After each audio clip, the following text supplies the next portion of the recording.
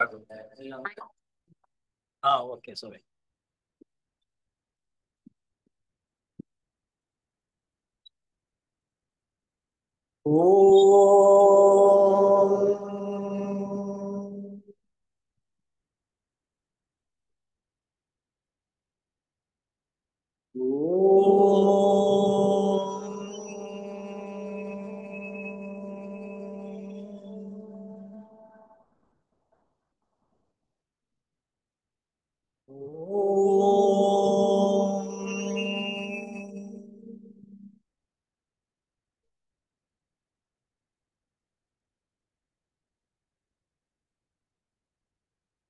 ಆತ್ಮೀಯ ಸೋದರ ಸೋದರರೇ, ನಿನ್ನೆ ಕ್ಲಾಸ್ನಲ್ಲಿ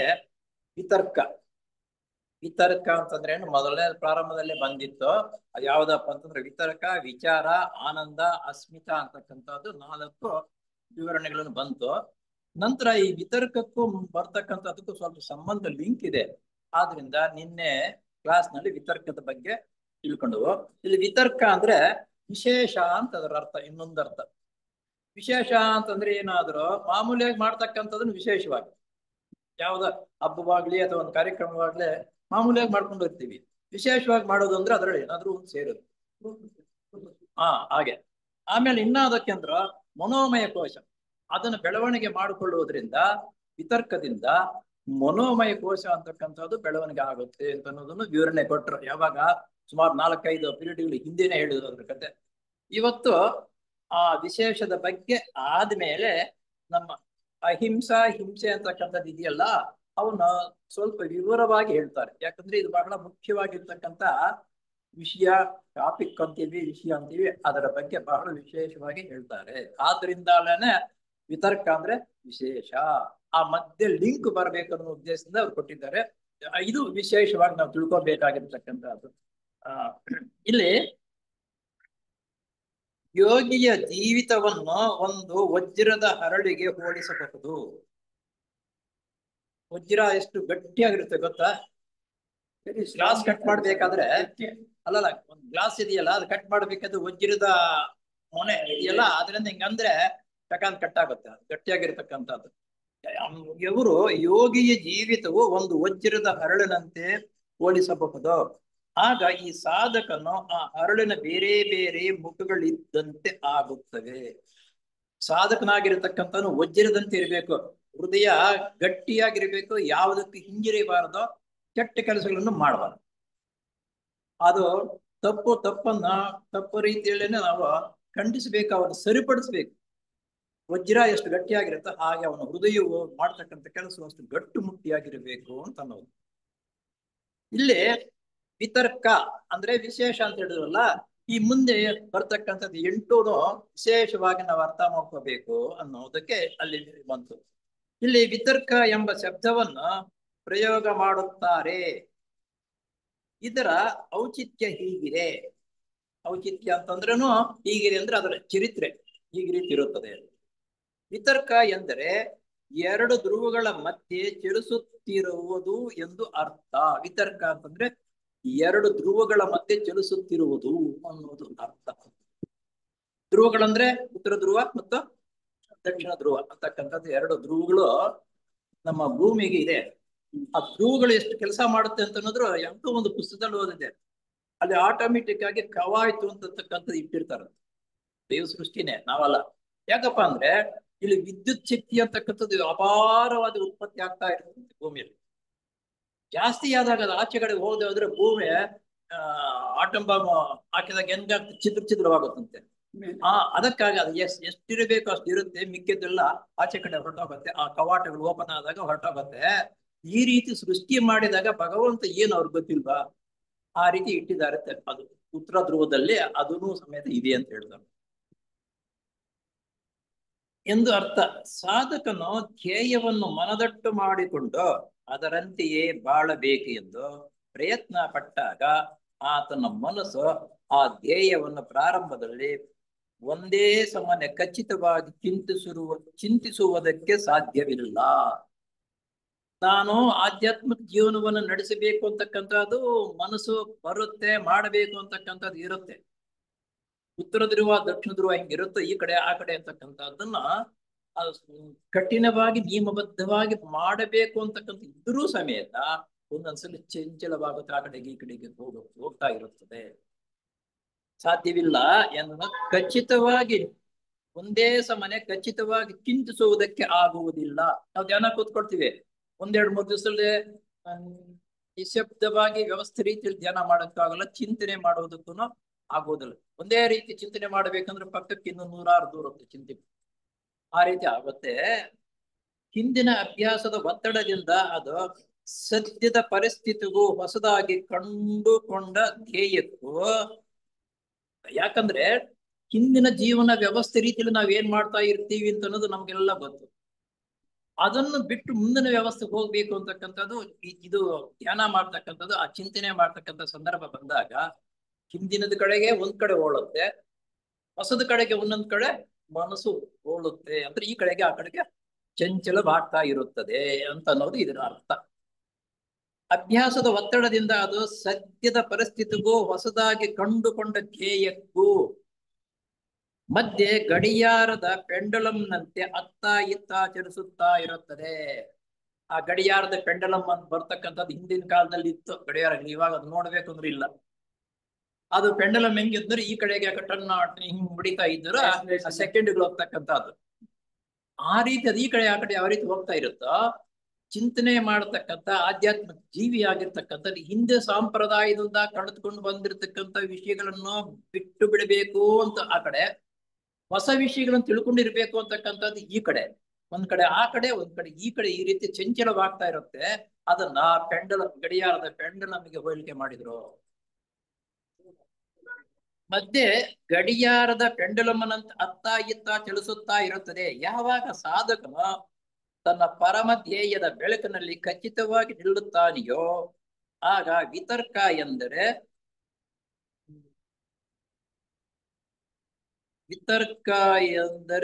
ತುರಿಯಾಟವು ಪ್ರಾರಂಭವಾಗುತ್ತೆ. ವಿತರ್ಕ ಅಂತ ನಾವು ಈ ಕಡೆ ಆ ಕಡೆ ಚಂಚಲ ಮನಸ್ಸು, ಹಿಂದೆಂದು ಬಿಡೋಣವಾ, ಸಂಸಾರದ ಸಾಗರದಲ್ಲಿ ಇರ್ತೀವಿ, ಅದನ್ನೇ ಬಿಡೋಣವಾ ಅಂತ ಒಂದ್ ಕಡೆ ಆ ಕಡೆ ಹೋಗುತ್ತೆ. ನಂತರ ಬೇಡಪ್ಪ ಅದೆಲ್ಲ ಇಷ್ಟವರೆಗೂ ನಾವು ಮಾಡಿದ್ವು, ಆಧ್ಯಾತ್ಮಿಕ ಜೀವನದಲ್ಲಿ ನಡೆಸಬೇಕು, ಈ ಗುಣಗಳನ್ನು ಕಳೆದುಕೋಬೇಕು ಅಂತಕ್ಕಂಥದ್ದು ಚಂಚಲ ಈ ರೀತಿ ಮನಸ್ಸು ಬರುತ್ತೆ. ಈ ಕಡೆ ಆ ಕಡೆ ಚಂಚಲ ರೀತಿಯಲ್ಲಿ ಇರುತ್ತೆ. ಅದಕ್ಕೇನಂತಾರಪ್ಪ ಅಂದ್ರೆ ವಿತರ್ಕ, ವಿಶೇಷವಾಗಿರ್ತಕ್ಕಂಥದ್ದು ಮನಸ್ಸು ಆವಾಗ ಪ್ರಾರಂಭವಾಗುತ್ತೆ. ಇದಕ್ಕೆ ವಿತರ್ಕ. ಇಲ್ಲಿ ಈ ವಿತರ್ಕವು ವಿಶೇಷವಾಗಿರ್ತಕ್ಕಂಥದ್ದು ಅಂತಂದ್ರೆ ಇಲ್ಲಿ ಅಹಿಂಸಾ ಅಂತಕ್ಕಂಥದ್ದು ಮೊದಲನೇ.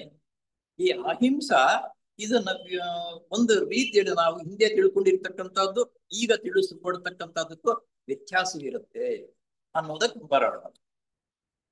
ಅಹಿಂಸಾ ಪ್ರತಿಷ್ಠಾಯಂ ಅಂತಕ್ಕಂಥ ಅಂದ್ರೆ ಅಹಿಂಸಾ ತ್ರಯದಲ್ಲಿ ಯಾರು ನೆಲೆಯಾಗಿ ನಿಂತಿರುತ್ತಾರೆಯೋ ಅಂತವರ ಸನ್ನಿಧಿಯಲ್ಲಿ ಶತ್ರುತ್ವ ಮಾಯವಾಗುತ್ತದೆ. ಎಂತ ವಿಷಯ ಎಂದ್ರೆ ಅಹಿಂಸಾ ವ್ರತದಲ್ಲಿ, ವ್ರತ ಅಂದ್ರೆ ಏನ? ವ್ರತ ಅಂತಂದ್ರೆ ಕಠಿಣವಾಗಿ ಅಲ್ಲ, ಯಾವುದೇ ಒಂದು ಕೆಲಸವನ್ನು ಮಾಡಬೇಕಾದ್ರೆ ಅದರಲ್ಲಿ ವಿಘ್ನಗಳಾದ್ರೂ ಸಮೇತ ವಿಘ್ನಗಳಿಗೆ ಭಯಪಡದಿರ ಅದನ್ನು ನೆರವೇರಿಸಲೇಬೇಕು ಅನ್ನೋದಕ್ಕೆ ವ್ರತ ಅನ್ನೋದು. ಅಹಿಂಸಾ ವ್ರತದಲ್ಲಿ ಯಾರು ನೆಲೆಯಾಗಿ ನಿಂತಿರುತ್ತಾರೆಯೋ ಅಂತವರ ಸನ್ನಿಧಿಯಲ್ಲಿ ಶತ್ರುತ್ವ ಮಾಯವಾಗುತ್ತದೆ. ಅಹಿಂಸಾ ವ್ರತದಲ್ಲಿ ನಿಂತಿರತಕ್ಕಂಥ ಶತ್ರುಗಳಿರಲ್ಲ. ನೀನು ಶತ್ರುತ್ವ ನನ್ನ ಮೇಲೆ ಬೀರಿಸಿದಾಗ ನನಗದು ಬೆದರುತ್ತರ ಕೊಡ್ತಾ ಇದ್ರೆ ಒಬ್ಬರು ಶತ್ರುತ್ವ ಜಾಸ್ತಿ ಆಗುತ್ತೆ. ಅವರು ಓಂಕಾರ ಮಾಡಿಕೊಂಡು ಅಥವಾ ಬೇರೆ ರೀತಿ ಏನಾದ್ರೂ ಅನ್ಕೊಳ್ತಾ ಇರ್ಲಿ ಅಂತ ನಾವು ಸುಮ್ಮನೆ ಇದ್ದಾಗ ಅವಾಗ ಶತ್ರುತ್ವ ಅನ್ನೋದು ಬರುವುದಿಲ್ಲ ಅಂತ ಇದನ್ನ ಅರ್ಥ. ಪತಂಜಲಿಗಳು ಈ ಯಮ ನಿಯಮಗಳಿಗೆ ಸೇರಿದ ಸಾಧನಗಳನ್ನೆಲ್ಲ ಪರಿಪಕ್ವ ಸ್ಥಿತಿಗೆ ಲಭಿಸುವ ಕುರುಹಗಳನ್ನು ಈ ಸೂತ್ರದಲ್ಲೂ ಮತ್ತು ಮುಂದಿನ ಸೂತ್ರಗಳಲ್ಲೂ ವಿವರಿಸುತ್ತಾರೆ. ಪತಂಜಲಿಗಳು ಕುರುಹುಗಳು ಅಂದ್ರೆ ಅದರಲ್ಲಿ ಬರ್ತಕ್ಕಂಥ ವಿಷಯಗಳು ಈ ಸೂತ್ರದಲ್ಲೂ ಮತ್ತು ಮುಂದಿನ ಸೂತ್ರದಲ್ಲೇ ವಿವರಣೆ ಕೊಡ್ತಾರೆ. ಇದರ ಉದ್ದೇಶವು ಹೀಗಿರುತ್ತದೆ. ಅನೇಕರು ಇನ್ನೂ ಪ್ರಾರಂಭ ದಶೆಯಲ್ಲೇ ಸಂಬಂಧಪಟ್ಟ ಸಾಧನೆಯಲ್ಲಿ ಪರಿಪಕ್ವತೆಯನ್ನು ಸಂಪಾದಿಸಿದಂತೆ ಭಾವಿಸಬಹುದು. ನೋಡಿ, ಇಲ್ಲಿ ಅನೇಕರು ಇನ್ನೂ ಪ್ರಾರಂಭ ದಶೆಯಲ್ಲೇ ಸಂಬಂಧಪಟ್ಟ ಸಾಧನೆಯಲ್ಲಿ ಪರಿಪಕ್ವತೆಯನ್ನು ಸಂಪಾದಿಸದಂತೆ ಭಾವಿಸಬಹುದು. ಪರಿಪಕ್ವ ಆಗದಿರೇನೋ ನಾನು ಪರಿಪಕ್ವವಾಗಿ ಇದನ್ನು ಸಂಪಾದನೆ ಮಾಡಿದ್ದೀನಿ ಅಂತಕ್ಕಂಥ ಭಾವನೆ ಬರುತ್ತಂತೆ. ಇಂಥವರಿಗೆ ಪರಿಪಕ್ವತೆಗೆ ಪತಂಜಲಿಗಳು ಗಜಿಕಟ್ಟಿಯನ್ನು ಕೊಟ್ಟಿರುತ್ತಾರೆ. ಗಜಿಕಟ್ಟಿ ಅಂದ್ರೆ ಏನು? ಅಳತೆ ಮಾಡತಕ್ಕಂಥ ಸಾಧನ. ನೀನು ಪರಿಪಕ್ವ ಎಷ್ಟು ಆಗಿದೆಯಾ ಅಂತಕ್ಕಂಥದ್ದು ಒಂದು ಗಜಿಕಟ್ಟಿ ಕೊಡ್ತಾರಂತೆ ಪತಂಜಲಿಯವರು. ಅದನ್ನ ಅಳತೆ ಮಾಡೋದು ಹೇಗೆ ಅಂತ. ಉದಾಹರಣೆಗಾಗಿ ಯೋಗಿಯು ಅಹಿಂಸಾ ಸಾಧನೆ ಎಂದರೆ ವಿಶ್ವವ್ಯಾಪಕವಾದ ಪ್ರೇಮದಲ್ಲಿ ಪರಿಪಕ್ವತೆಯನ್ನು ಸಾಧಿಸಿದ ಪಕ್ಷದಲ್ಲಿ ಆತನು ಇದ್ದ ಕಡೆ ಆತನ ಸಾಧು ಸ್ವಭಾವದ ಪ್ರಭಾವದಿಂದ ತಾತ್ಕಾಲಿಕವಾಗಿ ಆದರೂ ವೈರಭಾವಿಯು ಮಾಯವಾಗಬೇಕು. ಇಲ್ಲಿ ಅಹಿಂಸಾ ತತ್ವವನ್ನು ಆಚರಣೆ ಮಾಡ್ತಕ್ಕಂಥ ಅದನ್ನ ಪ್ರಾರಂಭಿಸಬೇಕು ಅಂತಂದಾಗ ನಾವು ಒಂದು ರೀತಿ ನೋಡಿ, ಆಚೆ ಕಡೆ ನಮ್ಮ ಸೊಸೈಟಿಯ ಈ ಸ್ಥಳಕ್ಕೆ ಬರುವುದಕ್ಕೆ ಮೊದಲು ಏನೋ ಒಂದು ಮಾತು ಗೀತು ಮಾತಾಡ್ಕೊಂಡು ಹಂಗೆ ಹಿಂಗೆ ಬಂದಿರ್ತೀವಿ.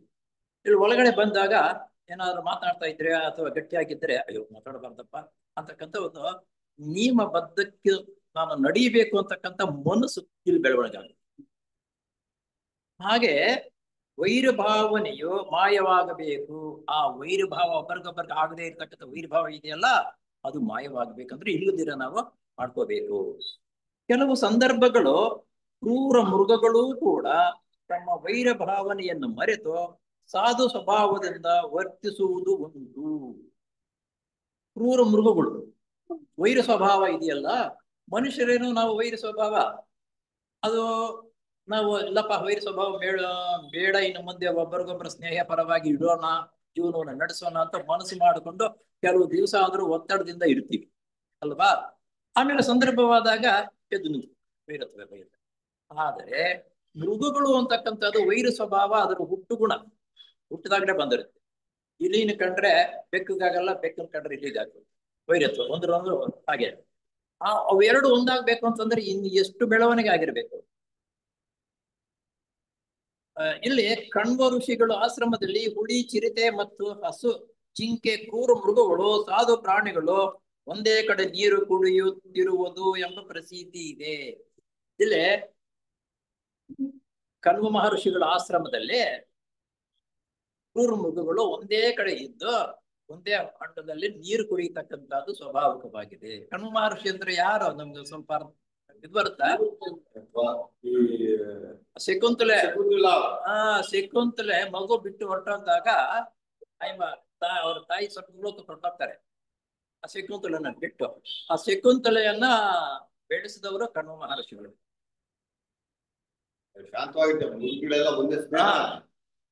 ಅಂತ ಸನ್ನಿವೇಶ, ಅಂತ ಸಂದರ್ಭದಲ್ಲಿ ಮೃಗಗಳೇ ವೈರತ್ವವನ್ನು ಬಿಟ್ಟು ಸಂತೋಷವಾಗಿ ಬೆಳವಣಿಗೆ ಆಗತಕ್ಕಂತ ಸ್ಥಳದಲ್ಲೇ ಆ ಶಕುಂತಲೆ ಯಾವ ರೀತಿಯಲ್ಲಿ ಬೆಳವಣಿಗೆ ಆಗಿರ್ತಾರೆ ಅಂತ ಅನ್ನೋದು ನಮ್ಗೆ ಅರ್ಥವಾಗುತ್ತಲ್ವಾ. ಇದಕ್ಕೆ ಕಾರಣ ಕಣ್ವ ರುಚಿ ಪ್ರೇಮದ ಪ್ರಭಾವ. ಅಲ್ಲಿ ವಾತಾವರಣ ಆಶ್ರಮದಲ್ಲಿ ಕಣ್ವ ಋಷಿ ಇದೆಯಲ್ಲ, ಅವರ ಪ್ರೇಮ ಸ್ವಭಾವ ಅಂತಕ್ಕಂಥದ್ದು ಪ್ರತಿಯೊಂದು ಕಡೆ ನಾನು ಹರಳುಕೊಂಡಿರು. ಆ ನೀಡ್ ಅಂದ್ರೆ ಆ ಬೆಳಕಿನಲ್ಲಿ ಯಾರು ಇರ್ತಾರೋ ಆವಾಗ ವೈರತ್ವ ಅಂತಕ್ಕಂಥದ್ದು ಇರುವುದಿಲ್ಲ.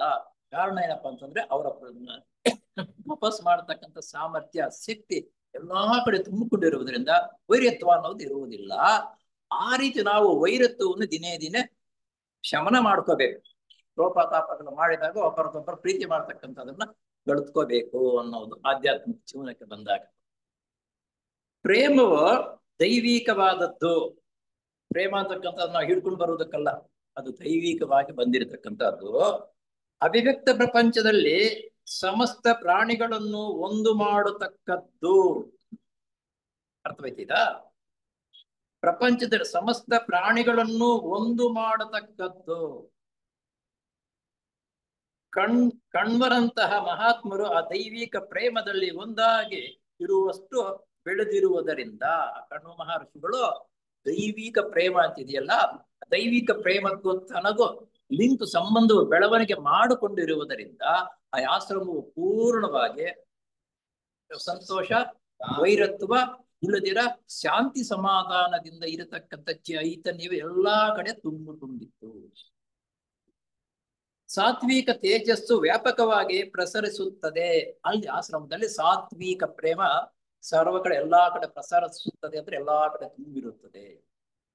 ಅದರ ಪ್ರಭಾವವು ತುಂಬಾ ವೀರ್ಯವಂತಾಗಿರುವುದರಿಂದ ಅಂತಹ ಸಾನ್ನಿಧ್ಯಕ್ಕೆ ಬಂದವರೆಲ್ಲರೂ ತಮ್ಮ ವೈರತ್ವದ ಭಾವನೆಯನ್ನು ತಾತ್ಕಾಲಿಕವಾದರೂ ತ್ಯಜಿಸಬೇಕಾಗುತ್ತದೆ. ಆ ಆಶ್ರಮದಲ್ಲಿ ನಾವು ಕೆಲವು ದಿವಸ ಇದ್ದರೆ ಆಚೆ ಕಡೆ ಎಷ್ಟು ಗಲಾಟೆ ವ್ಯವಹಾರ ಮಾಡ್ಕೊಂಡಿದ್ರು ಅಲ್ಲಿ ವಾತಾವರಣಕ್ಕೆ ತಕ್ಕಂತೆ ಹೊಂದಿಕೊಂಡು ಸಾತ್ವಿಕವಾಗಿ ಜೀವನ ನಡೆಸಬೇಕಪ್ಪ ಅನ್ನುವ ಮನೋಭಾವನೆ ನಮ್ಮಲ್ಲಿ ಹುಟ್ಟಿ ಅಲ್ಲಿ ಇರುವ ತನಕ ಒಬ್ಬರಲ್ಲಿ ಒಬ್ಬರು ಸಾತ್ವಿಕತನದಿಂದ ಪ್ರೇಮ ಅಂತಕ್ಕಂಥದ್ದು ಬೆಳೆಸ್ಕೊಳ್ತಕ್ಕಂಥದ್ದಕ್ಕೆ ಪ್ರಾರಂಭವಾಗುತ್ತದೆ. ಕ್ರೂರ ಮೃಗಗಳು ಕೂಡ ಸಾಧುವಾಗಿ ವರ್ತಿಸಬೇಕಾಗುತ್ತದೆ. ಕ್ರೂರ ಮೃಗಗಳೇ ಆ ರೀತಿ ಬಂದಾಗ ನಮ್ಮ ಮಾನವರೇನು ಅದಕ್ಕಿಂತ ಖಂಡ ಮಾಡ್ತೀವ? ನಾವು ಬೆಳವಣಿಗೆ ಅದೇ ರೀತಿ ಆಗ್ತೀವಿ. ಏಕೆಂದರೆ ಅಂತವರ ಸಾಧು ಸ್ವಭಾವದ ಪ್ರಭಾವವು ಅಷ್ಟು ಪರಿಣಾಮಕಾರಿಯಾಗಿ ಕೆಲಸ ಮಾಡುತ್ತದೆ. ಅಂತಹ ಸಾಧು ಸ್ವಭಾವ, ಅದಕ್ಕೆ ನಾವು ಹೇಳುವುದು ಸಹವಾಸ ಸಂಘ ಎಂತದ್ದು ಅನ್ನೋದನ್ನು ಆಯ್ಕೆ ಮಾಡ್ತೇವೆ. ಎಂತ ಸಹವಾಸದಲ್ಲಿದ್ರೆ ಅಂತ ಗುಣಗಳು ನಮಗೂ ಬರುತ್ತೆ ಅಂತ ಅನ್ನೋದು. ಇಲ್ಲಿ ಅಲ್ಲಿ ಇದಾಯ್ತು ಯಾವುದು? ಅಹಿಂಸಾ. ಅಹಿಂಸೆ ಅಂತಂದ್ರೆ ಏನು? ಅಹಿಂಸೆಯನ್ನು ಯಾಕೆ ನಾವು ಪಾಲನೆ ಮಾಡಬೇಕು ಅಂತಕ್ಕಂಥದ್ದನ್ನ ಈ ಕಣ್ವ ಮಹರ್ಷಿಗಳ ಆಶ್ರಮದಲ್ಲಿ ಇರ್ತಕ್ಕಂಥವರು ವೈರತ್ವವನ್ನೇ ಇರ್ತಾ ಇಲ್ಲ. ಕ್ರೂರ ಮೃಗಗಳು ಒಂದು ಕಡೆ ಸೇರಿದ್ರು ಆ ವೈರತ್ವವನ್ನು ಬಿಟ್ಟು ಸ್ನೇಹ ಭಾವನೆಯಿಂದ ಕೂಡಿದ್ದು. ಅಂತ ಮೃಗಗಳೇ ಸೇರಿದ ವೈರತ್ವವಿಲ್ಲದೆ ಇರುವಾಗ ನಮ್ಮಂತವ್ರು ಹೋದಾಗ ಅಂತ ಸ್ಥಳದಲ್ಲಿ ನಾವು ಉತ್ತಮರಾಗುವುದಕ್ಕೆ ಪ್ರಾರಂಭವಾಗ್ತೀವಿ. ನೋಡಿ, ನಾವು ಬೇರೆ ಕಡೆ ಏನಾದ್ರು ವ್ಯವಹಾರ ಮಾತನಾಡಬೇಕಾದ್ರೂ ಒಂದು ಇದು ಬೇಕಾದ್ರೆ ಆ ಜ್ಞಾಪಶಕ್ತಿ, ಆ ಚೈತನ್ಯ ಹೆಚ್ಚಾಗಿ ಬರಲ್ಲ. ಈ ಸ್ಥಳದ ಮಹತ್ವ ಇಲ್ಲಿ ಕೂತ್ಕೊಂಡಾಗ ಅದಷ್ಟಕ್ಕೆ ಅದೇ ಸಂಬಂಧಪಟ್ಟಿರ್ತಕ್ಕಂಥ ಉದಾಹರಣೆಗಳು ಒಂಥರ ಉಕ್ಕಿ ಬರುತ್ತೆ. ಯಾಕೆ? ಅದು ಸ್ಥಳದ ಮಹತ್ವ.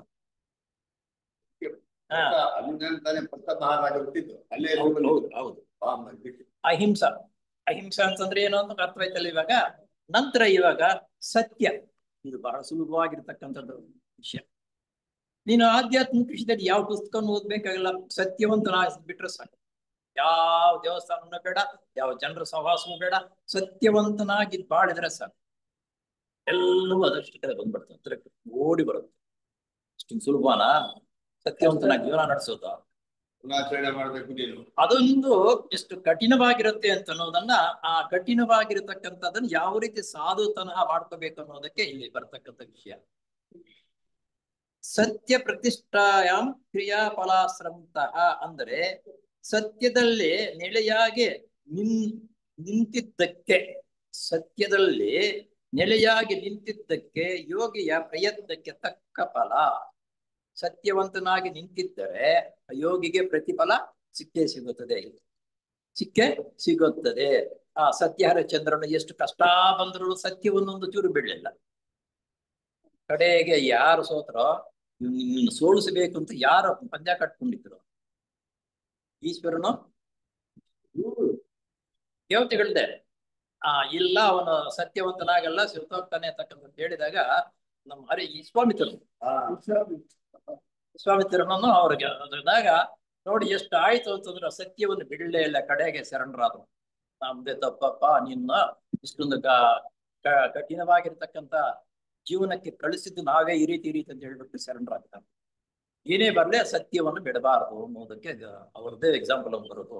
ಏನಾದ್ರು ನಾವ್ ಹೇಳ್ತಾ ಇದ್ರು ಈ ಅಪ್ಪನ ಸತ್ಯಹರಿಶ್ಚಂದ್ರ ಮಗನ ಅಂತ. ಯಾಕಂದ್ರೆ ಅವರ ಸತ್ಯ ಅನ್ನೋದಕ್ಕಾಗಿ ಅವರ ಪ್ರತೀತಿ ತಪ್ಪದೆ ಬರುತ್ತದೆ ಎಂಬುದು ಸಾಕ್ಷಿ. ಕೆಲವರು ಆತನು ಹೇಳಿದ್ದು ನಿಜವಾಗುತ್ತಿದೆ ಎಂದು ಭಾವಿಸುತ್ತಾರೆ. ಇಲ್ಲಿ ಸತ್ಯ ಅಂತಕ್ಕಂಥದನ್ನ ವ್ರತವನ್ನ ಪಾಲನೆ ಮಾಡಿ ಆ ಜೀವನವನ್ನ ಆ ರೀತಿ ಅವನು ಮಾಡ್ಕೊಂಡು ಬಂದಿದ್ದರೆ ಅವನ ಬಾಯಿಂದ ಏನಾದ್ರೂ ಒಂದು ವಿಷಯ ಹೇಳಿದ್ರೆ ಅದು ನಡೆಯುತ್ತೆ. ಅಂದ್ರೆ ಇಲ್ಲಿ ಏನ್ ಗೊತ್ತಾ, ನಮ್ಮ ತರ ಚಿಕ್ಕಾಪಟ್ಟಿ ಹಂಗಂದ್ರೆ ಹಿಂಗೆ ಮಾತನಾಡ್ತಕ್ಕಂಥದ್ದು ಅದ್ ಬೇಕಾ ನಿಂಗೆ ಇದು ಬೇಕಂತ ಹೇಳಲ್ಲ. ಅವರು ಮೌನವಾಗಿ ಯಾವಾಗ್ಲೂ ಇರ್ತಾರೆ. ಸತ್ಯವಂತನಾಗಿ ಮೌನವಾಗಿ ಯಾವಾಗ್ಲೂ ಇರ್ತಾರೆ. ಏನಾದ್ರೂ ಅವ್ರ ಬಾಯಿಂದ ಮಾತು ಬಂದ್ರೆ ಅದ್ ನೆರವೇರುತ್ತೆ. ಈಗ ನಾವು ಒಂದು ಉದಾಹರಣೆ ಹೇಳ್ತೀನಿ. ನಾವು ನಿನ್ನ ಸಾಯಂಕಾಲದಷ್ಟೊಳಗೆ ತಲೆ ಚೆಂಡಾಡ್ತೀನಿ ಬಿಡೋ ಅಂತ ಅಂದ್ಬಿಡ್ತೀವಿ. 100 ಸಲ ಬೇಕಾದ್ರೆ ಅಂತೀವಿ. ಆಗುತ್ತಾ ನಮ್ಮಿಂದ ಮಾಡಕ್ಕ ಕೆಲಸ? ಅದೇ ರಾಜನು ಅಥವಾ ಇವಾಗ ಮೇಲ ಅಧಿಕಾರಿಗಳು ಆ ಮಾತು ಬಾಯಿಂದ ಬಂದ್ಬಿಟ್ರೆ ಮಾಡ್ತಾರ ಇಲ್ವಾ? ಅಂತವರು ಪದೇ ಪದ ಅಂತ ಮಾತುಗಳು ಆಡಲ್ಲ. ಅವರ ಬಾಯಿಂದ ಮಾತು ಬಂದರೆ ಅದರಂತೆ ಆಗಲೇ ಆಗುತ್ತದೆ ಅನ್ನೋದಕ್ಕೆ ಇದು ಸತ್ಯವಂತ ಅನ್ನೋದಕ್ಕೆ ಉದಾಹರಣೆ. ಇದಕ್ಕೆ ಸರಿಯಾದ ಅರ್ಥ, ಅಂತಹ ಯೋಗಿಯು ಈಶ್ವರನಲ್ಲಿ ಒಂದಾಗಿರುವುದರಿಂದ ಎಂದರೆ ತನ್ನ ಬುದ್ಧಿಯನ್ನು ವಿಶ್ವವ್ಯಾಪಕವಾದ ದೈವಿಕ ಮನಸ್ತತ್ವದೊಡನೆ ಒಂದಾಗುವಷ್ಟು ವಿಶಾಲ ಪಡೆದುಕೊಂಡಿರುವುದರಿಂದ ಅಂತ ಯೋಗಿಯು ಹೇಳುವುದು ನಿಜವಾಗುತ್ತದೆ. ಯಾಕಂದ್ರೆ ಅವನ ಮಾತಿನಿಂದ ಬಂದಿರತಕ್ಕಂಥದ್ದು ನಿಜವಾಗಬೇಕಾದ್ರೆ ವಿಶಾಲ ಬುದ್ಧಿ ದೃಷ್ಟಿಯಿಂದ ಈಶ್ವರನ ನಾಳೆ, ಈಶ್ವರನ ಯೋಜನೆ, ಈಶ್ವರನ ಇದೆಯಲ್ಲ, ಅದಕ್ಕೂ ಇದಕ್ಕೂ ಸಂಬಂಧವನ್ನು ಕಲ್ಪಿಸಿಕೊಂಡು ಜೀವನ ಮಾಡ್ತಕ್ಕಂಥ ಸಾಮರ್ಥ್ಯ ಅವನು ಬೆಳೆಸ್ಕೊಂಡಿರ್ತಾನೆ. ಆದ್ರಿಂದ ಅವನ ಬಾಯಿಂದ ಏನ್ ಬರುತ್ತೋ ಅಕ್ಷರ ವಿಷಯ ಆ ರೀತಿ ನಡೆಯುತ್ತೆ. ಅವರು ನಮ್ಮ ತರ ಯಾವಾಗ ಮಾಡಲ್ಲ, ಹೇಳಲ್ಲ, ನಿಜವಾಗುತ್ತದೆ. ಆದರೆ ಅಜ್ಞರು ಭಾವಿಸುವಂತೆ ಅವರು ಹೇಳಿದ್ದು ಪ್ರಕೃತಿ ಧರ್ಮಕ್ಕೆ ವಿರೋಧವಾಗಿದ್ರೆ ಅದು ನಿಜವಾಗಲಾರದು. ಅಜ್ಞರು ನಾವು ತಿಳ್ಕೊಳ್ತೀವಿ, ಸೂರ್ಯನ ಹುಟ್ಟೋದಿಲ್ಲ ಇವತ್ತು ನಾನು ಮಾಡ್ಬಿಡ್ತೀನಿ ಅಂತಂದ್ರೆ ಸೂರ್ಯನ ಹುಟ್ಟಿದಿಲ್ಲ ಮಾಡೋದಕ್ಕೆ ಅವನಿಂದನೂ ಆಗಲ್ಲ. ಇದು ಅನ್ಕೊಳ್ತಕ್ಕಂಥ ಅವರ ಅಜ್ಞರು, ಅಂದ್ರೆ ತಿಳುವಳಿಕೆ ಇರತಕ್ಕಂಥವ್ರು. ಇದು ಸರಿನಾ, ಹೇಳ್ಬಹುದಾ ಹೇಳ್ಬಾರ್ದ ಅಂತಕ್ಕಂಥದ್ದು ಅವ್ರಿಗೆ ಗೊತ್ತಿರುತ್ತೆ, ಅಂತ ಮಾತುಗಳು ಹೇಳಲ್ಲ ಅವರು. ಅಂತವ್ರ ಹಾಗೆ ಅಜಾಗರೂಕತೆಯಿಂದ ಮಾತನಾಡುವುದಿಲ್ಲ. ಆ ರೀತಿ ಇದು ಸರಿನಾ, ಸರಿ ಅಲ್ವಾ, ಮಾಡಬಹುದಾ ಮಾಡಬಾರ್ದಾ ಅಂತಕ್ಕಂಥ ಯೋಚನೆ ಮಾಡಿ, ಬಹಳ ಯೋಚನೆ ಮಾಡಿ ಮಾತನಾಡ್ತಕ್ಕಂಥದ್ದು. ಆದ್ದರಿಂದ ಅಂತ ವಿಷಯಗಳನ್ನು ಅವರು ಮಾತನಾಡುವುದಕ್ಕೆ ಬರುವುದೇ ಇಲ್ಲ. ಯಾರೋ ಸತ್ಯವನ್ನು ಪರಿಪಾಲನೆ ಮಾಡತಕ್ಕಂಥ ವ್ಯಕ್ತಿಗಳು. ಸತ್ಯದಲ್ಲಿ ಖಚಿತವಾಗಿ ನಿಂತಿರುವನು ತನ್ನ ಯೋಚನೆ, ಮಾತು ಮತ್ತು ಕಾರ್ಯ ಇವುಗಳನ್ನು ಎಲ್ಲ ಸತ್ಯವನ್ನೇ ಎಚ್ಚೆತ್ತು ಅಭ್ಯಾಸ ಮಾಡಿ ನಿಷ್ಠೆಯನ್ನು ಪಡೆದಿರುವುದರಿಂದ ಅಜಾಗರೂಕತೆ ಮಾತುಗಳು ಆಡುವುದಿಲ್ಲ. ಇವರು ಸತ್ಯವೆಂದರೆ ಏನೋ, ಸತ್ಯವನ್ನು ಆಚರಣೆ ಮಾಡಬೇಕಾದ್ರೆ ಯಾವ ರೀತಿ ಆಚರಣೆ ಮಾಡಬೇಕು, ಈ ಆಚರಣೆ ಮಾಡೋದರಿಂದ ಏನು ಕಷ್ಟ ಸುಖ ಏನು ಸಿಗುತ್ತೆ ಅಂತಕ್ಕಂಥದ್ದು ಚೆನ್ನಾಗಿ ಮನದಟ್ಟು ಮಾಡ್ಕೊಂಡಿರ್ತಾರೆ. ಈಶ್ವರನ ಯೋಜನೆ ನನ್ನ ಹುಟ್ಟಿರ್ತಕ್ಕಂಥದ್ದಕ್ಕೂ ಏನು ಸಂಬಂಧ ಅಂತಕ್ಕಂಥ ಇಂಥ ವಿಷಯಗಳನ್ನು ಚೆನ್ನಾಗಿ ಅರ್ಥ ಮಾಡಿಕೊಂಡಿರುವುದರಿಂದ ನಮ್ಮ ತರ ಬಾಯಿ ಬಂದಂಗೆ ಬುರುಬುಳಿಕೆ ಮಾತಾಡಲ್ಲ, ಮೌನವಾಗಿರ್ತಾರೆ. ಎಷ್ಟು ಮಾತನಾಡಬೇಕೋ ಅಷ್ಟನ್ನೇ ಮಾತಾಡ. ನಾವು ಮೌನವಾಗಿ ಇರುವುದರಿಂದ ನಮ್ಮ ಶಕ್ತಿ ಸಾಮರ್ಥ್ಯ ಬೆಳವಣಿಗೆ ಆಗುತ್ತೆ. ನಾವು ಅಂತ ಬಡ್ಕೊಂಡು ಮಾತಾಡ್ಕೊಳ್ತಾ ಇದ್ರೆ ನಮ್ಮ ಶಕ್ತಿ ಇದೆಯಲ್ಲ ಕುಂಠಿತವಾಗುತ್ತೆ, ಕಡಿಮೆ ಆಗುತ್ತೆ. ಮಾತುಗಳು ಆತನ ಬಾಯಿಯಿಂದ ಹೊರಡುವುದೇ ಇಲ್ಲ. ಅಂತವನು ಒಂದು ವೇಳೆ ಸೂರ್ಯನು ಈ ಸಾಯಂಕಾಲ ಮುಳುಗುವುದಿಲ್ಲವೆಂದು ಹೇಳಿದರೆ ಅದು ಕೂಡ ನಿಜವಾಗುತ್ತೆ ಎಂದು ಅಜ್ಞರು ಭಾವಿಸುತ್ತಾರೆ. ನಾನು ಅವಾಗ ಉದಾಹರಣೆ ಹೇಳಿದೆ, ಆತ ಸತ್ಯವಂತರಪ್ಪ, ಸೂರ್ಯನ ಇವತ್ತು ಮುಳುಗುವುದಿಲ್ಲ, ಹಿಂಗೆ ಇರ್ತಾನೆ ಅಂತ ಹೇಳ್ಬಿಟ್ರೆ ಆತನ ಹೇಳುವುದಿಲ್ಲ, ಆ ರೀತಿ ಆಗುವುದಿಲ್ಲ. ನಮ್ಮಂತ ಅಜ್ಞರು ಅಂದ್ರೆ ತಿಳುವಳಿಕೆ ಇರತಕ್ಕಂಥ, ತಿಳುವಳಿಕೆ ಇಲ್ಲದೆ ಇರತಕ್ಕಂಥವ್ರು ಆ ಮಾತು ಹೇಳ್ತಾರೆ. ಇದು ತಪ್ಪು ಅಭಿಪ್ರಾಯ. ಈಶ್ವರನ ಪ್ರಜ್ಞೆಗೆ ಭೂತ, ವರ್ತಮಾನ ಮತ್ತು ಭವಿಷ್ಯ ಎಂಬುವುದು ಇಲ್ಲ. ನೋಡಿ, ಈಶ್ವರನ ಪ್ರಜ್ಞೆಗೆ ಭೂತ, ಭವಿಷ್ಯತ್ತು, ವರ್ತಮಾನ ಅಂತ ಮೂರು ಕಾಲಗಳು ಇದೆಯಲ್ಲ. ವರ್ತಮಾನ ಏನು ನಡೀತಾ ಇರುತ್ತೋ ಅಷ್ಟರಲ್ಲೇ ಇರ್ತಾನೆ ಹೊರತು ಹಿಂದೇನೋ ಕಾಲದ್ದು ನೆನಪಿಲ್ಲ, ಮುಂದಿಂದು ಅಂತಕ್ಕಂಥದ್ದೆಲ್ಲ ಈಶ್ವರನ ಪ್ರೆಸೆಂಟ್ ಏನಿದಿರೋ ಅದನ್ನ ಅದೇ ರೀತಿ ನಡೀತಾ ಇರುತ್ತೆ ಅನ್ನೋದಕ್ಕೆ ಇಲ್ಲಿ ಹಿಂಗೆ ಹೇಳ್ತಾರೆ. ಪ್ರಜ್ಞೆಗೆ ಭೂತ, ವರ್ತಮಾನ ಮತ್ತು ಭವಿಷ್ಯ ಎಂಬುದು ಇಲ್ಲ, ಎಲ್ಲವೂ ವರ್ತಮಾನವೇ. ವರ್ತಮಾನ ಅಂತಂದ್ರೆ ಏನ? ವರ್ತಮಾನ, ಎಲ್ಲವೂ ವರ್ತಮಾನದಲ್ಲೇ ಇರುತ್ತದೆ. ಆ ಪ್ರಜ್ಞೆಯು ನಿತ್ಯ ವರ್ತಮಾನದಲ್ಲಿ ಕೆಲಸ ಮಾಡುತ್ತಾ ಇರುತ್ತದೆ. ಈಶ್ವರನ ಕೆಲಸ ಪ್ರತಿನಿತ್ಯವೂ ವರ್ತಮಾನದಲ್ಲೇ ಕೆಲಸ ಮಾಡ್ತಾ ಇರುತ್ತೆ ಹೊರತು ಹಿಂದಕ್ಕೂ ಮುಂದಕ್ಕೆ ಏನೋ ಒಂದು ಹೋಗಲ್ಲ, ಇರುವುದಿಲ್ಲ. ಉದಾಹರಣೆಗಾಗಿ ಇವ್ರೊಂದು ಹೇಳ್ತಾರೆ, ಯಾರು ನಮ್ಮ ರಾಜ್ಯಪ್ಪನವರು ಅವ್ರ ಅನುಭವದಲ್ಲಿ ಹೇಳ್ತಾರೆ. ಏನ್ ಹೇಳ್ತಾರಪ್ಪ ಅಂದ್ರೆ, ರೈಲು ಗಾಡಿಯು ಬೆಂಗಳೂರಿನಿಂದ ಹೊರಡಲು ಸಿದ್ಧವಾಗಿರುವಾಗ ಅದು ಆ ಸ್ಥಳಕ್ಕೆ ವರ್ತಮಾನ. ಆದರೆ ಮುಂದಿನ ನಿಲ್ದಾಣಕ್ಕೆ ಅದು ಬಂದು ನಿಲ್ಲುವುದು ಭವಿಷ್ಯ. ಅದು ಬೆಂಗಳೂರು ಬಿಟ್ಟ ಮೇಲೆ ಅದರ ಅಲ್ಲಿಯ ಇರುವಿಕೆಯ ಭೂತಕಾಲಕ್ಕೆ ಸೇರುತ್ತದೆ. ಆದರೆ ಒಬ್ಬನು ಆಕಾಶ ವಿಮಾನದಲ್ಲಿ ರೈಲು ಗಾಡಿಯು ಹೊರಡುವ ಸ್ಟೇಷನ್ ಆದ ಬೆಂಗಳೂರಿಗೂ ಅದು ಹೋಗಿ ತಲುಪುವಂತಹ ಅರಸೀಕೆರೆಗೂ ಮಧ್ಯೆ ಮೇಲ್ಗಡೆ ಇದ್ದುಕೊಂಡು ದೂರದರ್ಶಕ ಯಂತ್ರದ ಮೂಲಕ ನೋಡುತ್ತಿದ್ದರೆ ಅದರ ಚಲನವಲನಗಳೆಲ್ಲ ಆತನಿಗೆ ವರ್ತಮಾನದಂತೆ ಇರುತ್ತದೆ. ಅರ್ಥವಾಯ್ತಲ್ಲ? ಇದೇನು ನಂತರ ಏನು ಇವ್ರನ್ನ ಹೇಳ್ಬೇಕಾಗಿಲ್ಲ. ಬೆಂಗಳೂರು ಬಿಟ್ಟಾಗ ವರ್ತಮಾನ ಕಾಲ, ನಂತರ ಸೇರ್ತಕ್ಕ ಭೂತಕಾಲ ಇದು ಆಗುತ್ತೆ. ಆದ್ರೆ ಮೇಲ್ಗಡೆಯಿಂದ ವಿಮಾನದಲ್ಲಿ ಹೋಗ್ತಾ ಇರುವಾಗ ಒಂದು ಭೂತ್ ಕನ್ನಡಿಯಿಂದ ನೋಡ್ತಾ ಇದ್ರೆ ಅದು ಗೊತ್ತಾಗಲ್ಲ, ಇದು ಗೊತ್ತಾಗಲ್ಲ, ಎಲ್ಲ ಒಂದೇ ಪ್ರೆಸೆಂಟ್ ಆಗಿ ಕಾಣ್ತಾ ಇರುತ್ತೆ ಅನ್ನೋದು ಅದರ ಸಾರಾಂಶ ಅಷ್ಟೇ. ಈಶ್ವರನ ಪ್ರಜ್ಞೆಯು ಇಡೀ ಬ್ರಹ್ಮಾಂಡಕ್ಕೆಲ್ಲ ಆ ರೀತಿ ಕೆಲಸ ಮಾಡುತ್ತದೆ. ಈಗ ಉದಾಹರಣೆ ಕೊಟ್ರಲ್ಲ, ಆ ಈಶ್ವರನ ಬ್ರಹ್ಮಾಂಡ ಅಂತಕ್ಕಂಥದ್ದು ಯಾವಾಗಲೂ ಮೇಲ್ಗಡೆ ಇರ್ತಕ್ಕಂಥದ್ದು, ಇದು ಅದು ಗೊತ್ತಿಲ್ಲ, ಮುಂದೆ ಬರ್ತಕ್ಕಂಥದ್ದು ಇಲ್ಲ, ಹಿಂದೆ ಇರ್ತಕ್ಕಂಥದ್ದಿಲ್ಲ, ಏಕರೂಪವಾಗಿ ಎಲ್ಲವೂ ಒಂದೇ ರೀತಿಯಲ್ಲೇ ಇರತಕ್ಕಂಥದ್ದಾದ್ರಿಂದ ಈಶ್ವರನ ಪ್ರಜ್ಞೆಗೆ ಭೂತವೂ ಇಲ್ಲ, ವರ್ತಮಾನವೂ ಇಲ್ಲ. ತುಂಬಾ ಮುಂದುವರೆದ ಯೋಗಿ ಸಿದ್ಧಿಯನ್ನು ಪಡೆದ ಯೋಗಿಯು ಪ್ರಜ್ಞೆಯು ಈಶ್ವರನ ಪ್ರಜ್ಞೆಯಲ್ಲೇ ಒಂದಾಗಿರುವುದರಿಂದ ಆತನು ಭವಿಷ್ಯವನ್ನ ಕರಾರವಕ್ಕಾಗಿ ಮೊದಲೇ ಗೊತ್ತು ಹಚ್ಚಬಲ್ಲನು. ನೋಡಿ, ಇಲ್ಲಿ ಬಂದಿರತಕ್ಕಂಥದ್ದು ಪ್ರೆಸೆಂಟ್. ಈಶ್ವರನ ಪ್ರಜ್ಞೆಯಲ್ಲಿ ಒಂದಾಗಿರ್ತಕ್ಕಂಥವನು, ಆ ಪ್ರಜ್ಞೆಯಲ್ಲಿ ಎರಕವಾಗಿ ಒಂದೇ ಆಗಿರ್ತಕ್ಕಂಥವನು ಈಶ್ವರನ ಮೇಲ್ಗಡೆಯಿಂದ ಇದ್ದಾಗ ಹಿಂದಾಗಲಿ ಮುಂದಾಗಲಿ ವರ್ತಮಾನ ಏನಿಲ್ಲ, ಎಲ್ಲ ಒಂದೇ ಸಮನ ಕಾಣಿಸ್ತಾ ಇರುತ್ತಲ್ಲ. ಹಾಗೆ ಅದರಲ್ಲಿ ಆ ಪ್ರಜ್ಞೆ ಅಂದ್ರೆ ಆ ಉತ್ತಮ ಗುಣಗಳನ್ನು ಬೆಳೆಸ್ಕೊಂಡಿರ್ತಕ್ಕಂಥ ಈಶ್ವರನೊಂದಿಗೆ ಒಂದಾಗಿರ್ತಕ್ಕಂಥವನು ನಿನ್ನ ಹಿಂದಿನ ಜನ್ಮ ಏನಿತ್ತು ಅನ್ನೋದು ಸ್ಪಷ್ಟವಾಗಿ ಒಂದೇ ರೀತಿ ಕಾಣಿಸುತ್ತೆ, ಇನ್ನು ಮುಂದಿನ ಜನ್ಮ ಏನು ಆಗುತ್ತೆ ಅನ್ನೋದು ಅದೇ ಒಂದು ರೀತಿಯಾಗಿ ಕಾಣಿಸುತ್ತೆ.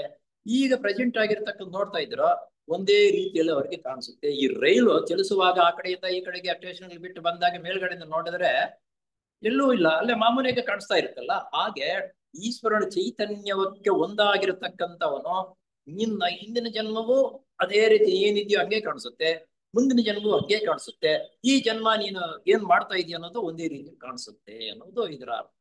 ಏನಪ್ಪಾ ಅಂದ್ರೆ ಈಶ್ವರನ ಚೈತನ್ಯವು ಒಂದೇ ವಿಧದಲ್ಲಿರುತ್ತೆ, ಹಿಂದಾಗಲಿ ಮುಂದಾಗಲಿ ಅದಕ್ಕೆ ಗೋಚರವಾಗ್ತಕ್ಕಂಥದ್ದು ಅಡ್ಡಿ ಬರ್ತಕ್ಕಂಥ ಯಾವುದೂ ಇರಲ್ಲ ಅನ್ನೋದು ಸೂತ್ರ. ಅಸ್ತೇಯ ಏನೋ ಅಸ್ತೇಯ ಅಂತಂದ್ರೆ ಏನು ಅನ್ನೋದು. ಇವಾಗ ಯಾವ್ದಾಯ್ತೋ ಅಹಿಂಸೆ, ನಂತರ ನಂತರ ಇವಾಗ ಅಸ್ತೇಯ ಅಂತಕ್ಕಂಥದ್ದು.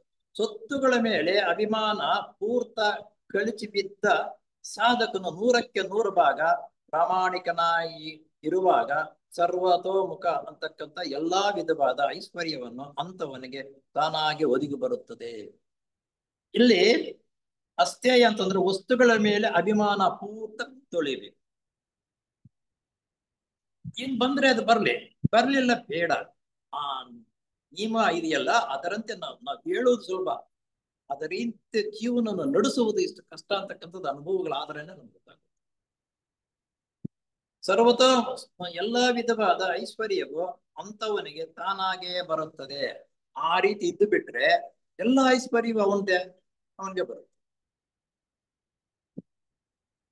ಪ್ರಾಮಾಣಿಕತೆಯಲ್ಲಿ ಪರಿಪಕ್ವತೆಯನ್ನು ಹೊಂದಿದ ಯೋಗಿಗೆ ಎಲ್ಲಾ ವಿಧವಾದ ಐಶ್ವರ್ಯವು ಆತನಿಗೆ ಅವಶ್ಯಕವಾದರೆ ಲಭ್ಯವಾಗುತ್ತದೆ.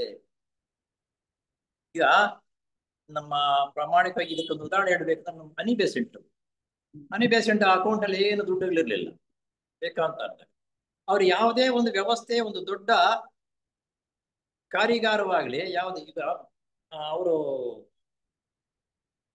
ಇದರಲ್ಲಿ ಕಾಶಿನಲ್ಲಿ ವಿಶ್ವವಿದ್ಯಾನಿಲಯನ ಸ್ಥಾಪನೆ ಮಾಡಬೇಕು ಅಂತ ಮನಸ್ಸು ಬಂತು. ಕೋಟ್ಯಾಂತರ ರೂಪಾಯಿ ಬೇಕು, ಆಸ್ತಿ ಬೇಕಲ್ಲ ಅದಕ್ಕೆ ಅಂದ್ಕೊಂಡಾಗ ಕಂಪ್ಲೀಟ್ ಆಗಿ ಆಯ್ತು ಮಾಡಿದ್ರು. ಕಾರಣ ಏನೋ ಆ ದೈವ ಪ್ರಜ್ಞೆಯಲ್ಲಿ ಅವರು ಪ್ರಜ್ಞೆ ಒಂದಾಗಿದ್ದರಿಂದ ಆ ಕೆಲಸಕ್ಕೆ ಆ ಮನಸ್ಸು ನಿನ್ ತತ್ವದಲ್ಲಿ ಇದ್ದಾಗ ಅದು ಆಟೋಮೆಟಿಕ್ ಆಗಿ ಬಂದೇ ಬರುತ್ತೆ. ಅದಕ್ಕೆ ಸಂಬಂಧಪಟ್ಟಿರ್ತಕ್ಕಂಥ ಐಶ್ವರ್ಯವು ಅನ್ನೋದು ಉದಾಹರಣೆ. ನಾನು ಇದೆಲ್ಲ ನಿಮ್ಗೆ ವೈಸ್ ಪ್ರೆಸಿಡೆಂಟ್ ಹೇಳ್ತಾ ಇರೋದು, ದುಡ್ಡು ಸಂಪಾದನೆ ಮಾಡಬೇಕು, ಇಡಬೇಕು, ನಂತರ ಕೆಲಸ ಮಾಡಬೇಕು ಅಂತಂದ್ರೆ ಅದು ತಪ್ಪಯ ಅಭಿಪ್ರಾಯ. ಉತ್ಪೂರ್ವಕ ಮನಸ್ಫೂರ್ತವಾಗಿ ನನ್ನ ಕೆಲಸ ಮಾಡಬೇಕು ಪ್ರಾರಂಭ ಮಾಡುವ ಬೇಕಾದಷ್ಟು ದುಡ್ಡು ಅದಕ್ಕೆ ಸೇರುತ್ತೆ. ಅದು ಯಾಕಂದ್ರೆ ಆ ತತ್ವ ಸಿದ್ಧಾಂತವನ್ನು ನೀನು ಅರ್ಥ ಮಾಡಿಕೊಂಡಾಗ ಬಂದೇ ಬರುತ್ತೆ. ನೀನು ಆ ದೃಷ್ಟಿಯಿಂದ ಮಾಡ್ತಾ ಇರುವಾಗ ಅದರಲ್ಲಿ ಹೊರಳಾಟ ಇದ್ದರೆ ಬರಲ್ಲ. ನೀನು ಆ ಗೋಡೆ ಕೆಲಸ ಅರ್ಧ ಮಾಡಿದ್ರೆ ಇನ್ನು ಇಲ್ಲಪ್ಪ ದುಡ್ಡು ಇಲ್ಲಪ್ಪ ನಾನೇನ್ ಮಾಡ್ಲಿ ಅಂತೀಯ, ದುಡ್ಡು ಬರುವುದೂ ಇಲ್ಲ ಅಂತ ಸಂದರ್ಭದಲ್ಲಿ ಅಂತಹ ಗಮನವು ಐಶ್ವರ್ಯ ಐಹಿಕ ಸಂಪತ್ತಿನ ಮೇಲೆ ಲವಲೇಶವೂ ಇರುವುದಿಲ್ಲ. ಅಂತವರಿಗೆ ಐಶ್ವರ್ಯ ಬೇಕು, ದುಡ್ಡು ಬೇಕು ಅಂತಕ್ಕಂಥದ್ದು ಲವಲೇಶು ಅಂದ್ರೆ ಒಂದು ಚೂರು ಇರಲ್ಲ. ಆದ್ರೆ ಸಾರ್ವಜನಿಕರವಾಗಿ ದೈವ ಯೋಜನೆಗೆ ಸಂಬಂಧಪಟ್ಟಿರ್ತಕ್ಕಂಥ ಈ ಕೆಲಸವನ್ನು ನಾನು ಮಾಡಬೇಕಂತ ಪ್ರಾರಂಭ ಮಾಡಿದ್ರೆ ಬೇಕಾದಷ್ಟು ಅದು ಸೇವೆ. ಇದಕ್ಕೆ ನಮ್ಮ ಉದಾಹರಣೆ ಹೇಳ್ಬೋದು. ನಂಜುಂಡ ಶೆಟ್ರು ಅವ್ರ ಊರಿನಲ್ಲೇ IS ಕಟ್ಟಡವನ್ನು ಕಟ್ಟುವಾಗ ಏನೂ ಇರ್ಲಿಲ್ಲ. ಪ್ರಾರಂಭ ಮಾಡಿದ್ರು, ಒಂದು ದಿವಸನ ಕೆಲಸ ನಿಂತಿಲ್ಲ. ಕ್ಲಾಸ್ ಆಗಿ ಕಟ್ಟಡನ ಎಂತಹ ದೊಡ್ಡ ಕಟ್ಟಡ. ಅವರು ಏನಂತಂದ್ರೆ ಆ ದೈವ ಗುಣ ಇದೆಯಲ್ಲ, ಆ ನಿಯಮ ಇದೆಯಲ್ಲ, ಅವರು ಅರ್ತಿದ್ರು. ನಾನು ಇದು ಸಂಕುಚಿತವಾಗಿ ನನ್ನ ಬೇರೆ ದೃಷ್ಟಿ ಇಲ್ಲದಿರ ಕೆಲಸ ಮಾಡಬೇಕು ಅನ್ನೋ ದೃಷ್ಟಿಯಿಂದ ಕೆಲಸ ಮಾಡಿ ಪ್ರಾರಂಭ ಮಾಡಿದ್ರು. ಒಂದು ದಿವಸನ ನಿಲ್ಲಲಿಲ್ಲ, ಫಸ್ಟ್ ಕ್ಲಾಸ್ ಆಗಾಯ್ತು. ಅವರ ಜೀವನ ಪರ್ಯಂತರಲ್ಲಿರುವಾಗ ಆ ಕೆಲಸಗಳು ನಡೀತಾನೆ ಬಂತು. ಅವ್ರು ಇಲ್ಲ, ಈಗ ಇರ್ತಕ್ಕಂಥವ್ರ ಕೆಲಸ ಮಾಡಕ್ಕಾಗ್ಲಿಲ್ಲ, ಕಾರ್ಯಕ್ರಮಗಳು ನಾವು ನಡೆಸಿ. ಯಾಕಂದ್ರೆ ಆ ಪರಿಪಕ್ವತೆ ಹೊಂದಿಲ್ಲ. ಅವ್ರ ಪರಿಪಕ್ವತೆ ಹೊಂದಿತ್ತು, ಅದಷ್ಟಕ್ಕದ ಆಟೋಮೆಟಿಕ್ ಬರ್ತಾ ಇತ್ತು. ಮೊದಲ ಬಾರಿಗೆ ತಿಸಾಪುರ ಸೊಸೈಟಿಯಲ್ಲಿ ಯಾರಾದ್ರೂ ದೊಡ್ಡ ಫಂಕ್ಷನ್ಗಳಾದ್ರೆ ಮೊದಲು ಚಂದ ಆಗ್ತಾ ಇದ್ರು, ಇಷ್ಟು ಕೊಡು, ನೀನ್ ಇಷ್ಟು ಕೊಡು, ನೀನ್ ಇಷ್ಟು ಕೊಡು ಅಂತ ಅವರೇ ಪ್ರಾರಂಭ ಮಾಡಿದ್ದು. ಇಲ್ಲ, ಉಚಿತವಾಗಿ ಮಾಡಬೇಕು, ಅವ್ರಿಗೆ ನಿಮ್ಗೆ ಮನಸ್ಸಿಗೆ ಬಂದಿದ್ದನ್ನು ನೀಡಿ ಅಂತ ಅನೌನ್ಸ್ ಮಾಡಿದ್ದಷ್ಟೇ. ಅವ್ರು ಹೇಳ್ತಾ ಇದ್ರು, ನಾವು ಎಷ್ಟು ಖರ್ಚು ಮಾಡ್ತೀವೋ ಅದಕ್ಕಿಂತ 2ರಷ್ಟು ಬರ್ತಾ ಇತ್ತು. ಸುಮ್ಮನೆ ನಾವು ಮೊದಲೇ ಇಷ್ಟೇ ಕೊಡು ಅಷ್ಟೇ ಕೊಡು ಅಂತ ಯಾಕೆ ಹೇಳ್ಬೇಕು? ಯಾಕಂದ್ರೆ ಆ ಪರಿಪಕ್ವತೆ ಅನ್ನೋದಕ್ಕೆ ಅವರು ಬೆಳೆದಿದ್ದು. ಆದ್ರಿಂದ ಕೆಲಸ ಮುಟ್ಟಿದ್ರೆ ಆಗ್ಲೇ ಆಗುತ್ತೆ ಅಂತ ಅನ್ನೋದು ನಂಬಿಕೆ ಅವರಿಗಿತ್ತು. ನಮ್ಮನ್ನ ನಂಬಿಕೆ ಇಲ್ಲ. ಯಾವಾಗ ಕಾಸು ಅನುಕೂಲವಾಗ್ಲೇನಪ್ಪ, ದುಡ್ಡು ಶೇಖರಣೆ ಮಾಡಿದ ಕೆಲಸ ಮಾಡೋಣ ಅಂತಂದ್ರೆ ಶೇಖರಣೆ ಆಗೋದಿಲ್ಲ, ಆ ಕೆಲಸ ಅವ್ರು ಮಾಡುವುದಿಲ್ಲ. ಆತನ ಸ್ವಂತ ಉಪಯೋಗಕ್ಕೆ ಅದು ಬೇಕಾಗಿಲ್ಲ. ಏನಾದ್ರೂ ಇಷ್ಟು ದುಡ್ಡು ಬಂದ್ರೆ ಒಂದಷ್ಟು 1,000 ರೂಪಾಯಿದಕ್ಕೆ ಹಾಕೋಣ, ಒಂದು 300 400 ನಾನು ಹೊಡೆಯೋಣ ಅಂತ ಮನಸ್ಸಿನಲ್ಲಿ ಬಂದ್ಬಿಟ್ರೆ ಇದ್ದಿದ್ದು ಬರಲ್ಲ, ಬರುವುದೂ ಇಲ್ಲ, ಅದು ಆ ಕೆಲಸನೂ ಆಗಲ್ಲ. ಆ ಕೆಲಸ ಕುಂಠಿತವಾಗಿ ಆಗ್ತಾ ಇದೆ ಅಂದ್ರೆ ಇದೇ ಕಾರಣ. ಅದನ್ನು ಆತನು ಕೋರುವುದೂ ಇಲ್ಲ. ಆ ಆ ವ್ಯವಸ್ಥೆ ರೀತಿಯಲ್ಲಿ ಕೆಲಸ ಮಾಡಬೇಕು ಅಂತಕ್ಕಂಥವನು ಆ ದುಡ್ಡು ಬರ್ಲಿನಪ್ಪ ಈ ಕೆಲಸ ಮಾಡೋಣ ಅಂತಕ್ಕಂಥದ್ದು ಆ ಕೋರಿಕೆನೂ ಆತನ ಮನಸ್ಸಿನಲ್ಲಿಗೂ ಬರಲ್ಲ. ಕೆಲಸ ಮಾಡಬೇಕು ಅಷ್ಟೇ ಅವನು ಬರತಕ್ಕಂಥದ್ದು. ಪ್ರಾರಂಭ ಮಾಡಿದಾಗ ಕೆಲಸ ಆಗ್ಲೇ ಆಗುತ್ತದೆ. ಈ ನಿಯಮ, ಈ ಸಿದ್ಧಾಂತವನ್ನು ಥಿಸಾಫಿಸ್ಟ್ ಆಗಿರ್ತಕ್ಕಂಥವನು ಕಲಿತ್ಕೋಬೇಕು ಇದನ್ನು.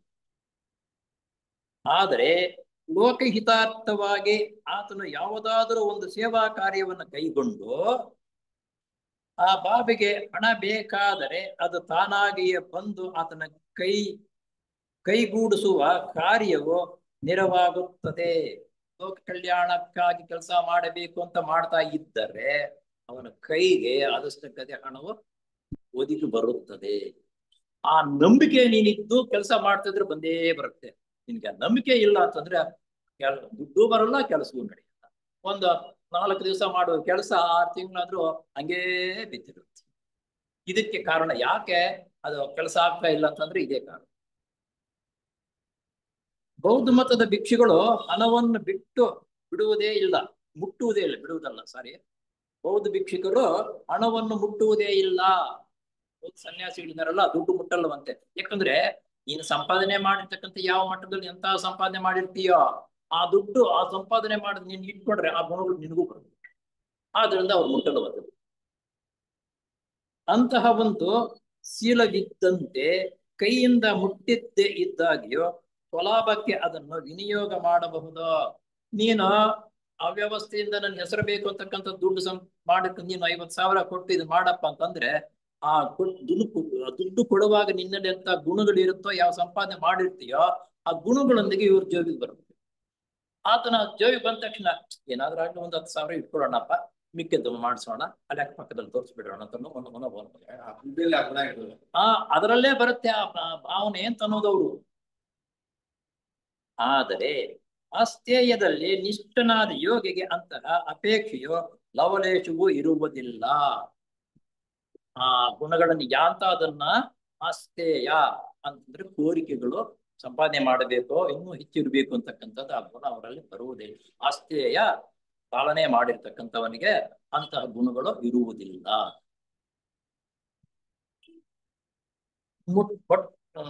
ಮುಟ್ಟುಕೊಡುದು ಅಂದ್ರೆ ಹಣವನ್ನ ಆ ರೀತಿಯ ಮುಟ್ತಾ ಇಲ್ಲವಂತ, ಹಣ ಮುಟ್ಟಬಾರದು ಅಂತ ಅನ್ನೋದು ಎಂದು ಅರ್ಥ. ಅದು ಅಲ್ಲದೆ ಅಕ್ಷರಶಃ ಮತ್ತೊಂದು ಅರ್ಥವಿದೆ. ಅದೇನೆಂದರೆ ಅನೇಕರ ಲೌಕಿಕವಾದ ವ್ಯಾಮೋಹದಿಂದ ಹಣವನ್ನು ಬಯಸುತ್ತಾರೆ.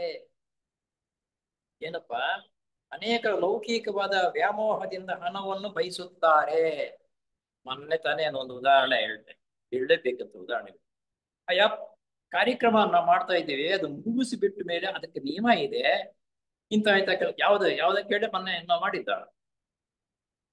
ಅಡಿಯಾರ್ ದಿನಾಚರಣೆ ಮಾಡ್ಲಿಲ್ವಾ? ಅಡಿಯಾರ್ ದಿನಾಚರಣೆ ಏನು, ಅಡಿಯಾರ್ ದಿನಾಚರಣೆ ಯಾತಕ್ಕೆ ಮಾಡಬೇಕು, ಅಲ್ಲಿ ಯಾವತಕ್ಕಂತ ಅದನ್ನ ಪೂರ್ಣವಾಗಿ ವಿವರಣೆಗೆ ಹೇಳ್ಬಿಟ್ಟು ಬರೀ ಮಾತುಗಳಂದ್ರೆ ವ್ಯವಹಾರ ಸಿದ್ಧತೆ ಆಗುತ್ತೆ, ಅದ ಕೆಲಸ ಈ ಕೆಲಸ ಆಗ್ಬೇಕು ಅನ್ನೋದಾಗಲ್ಲ.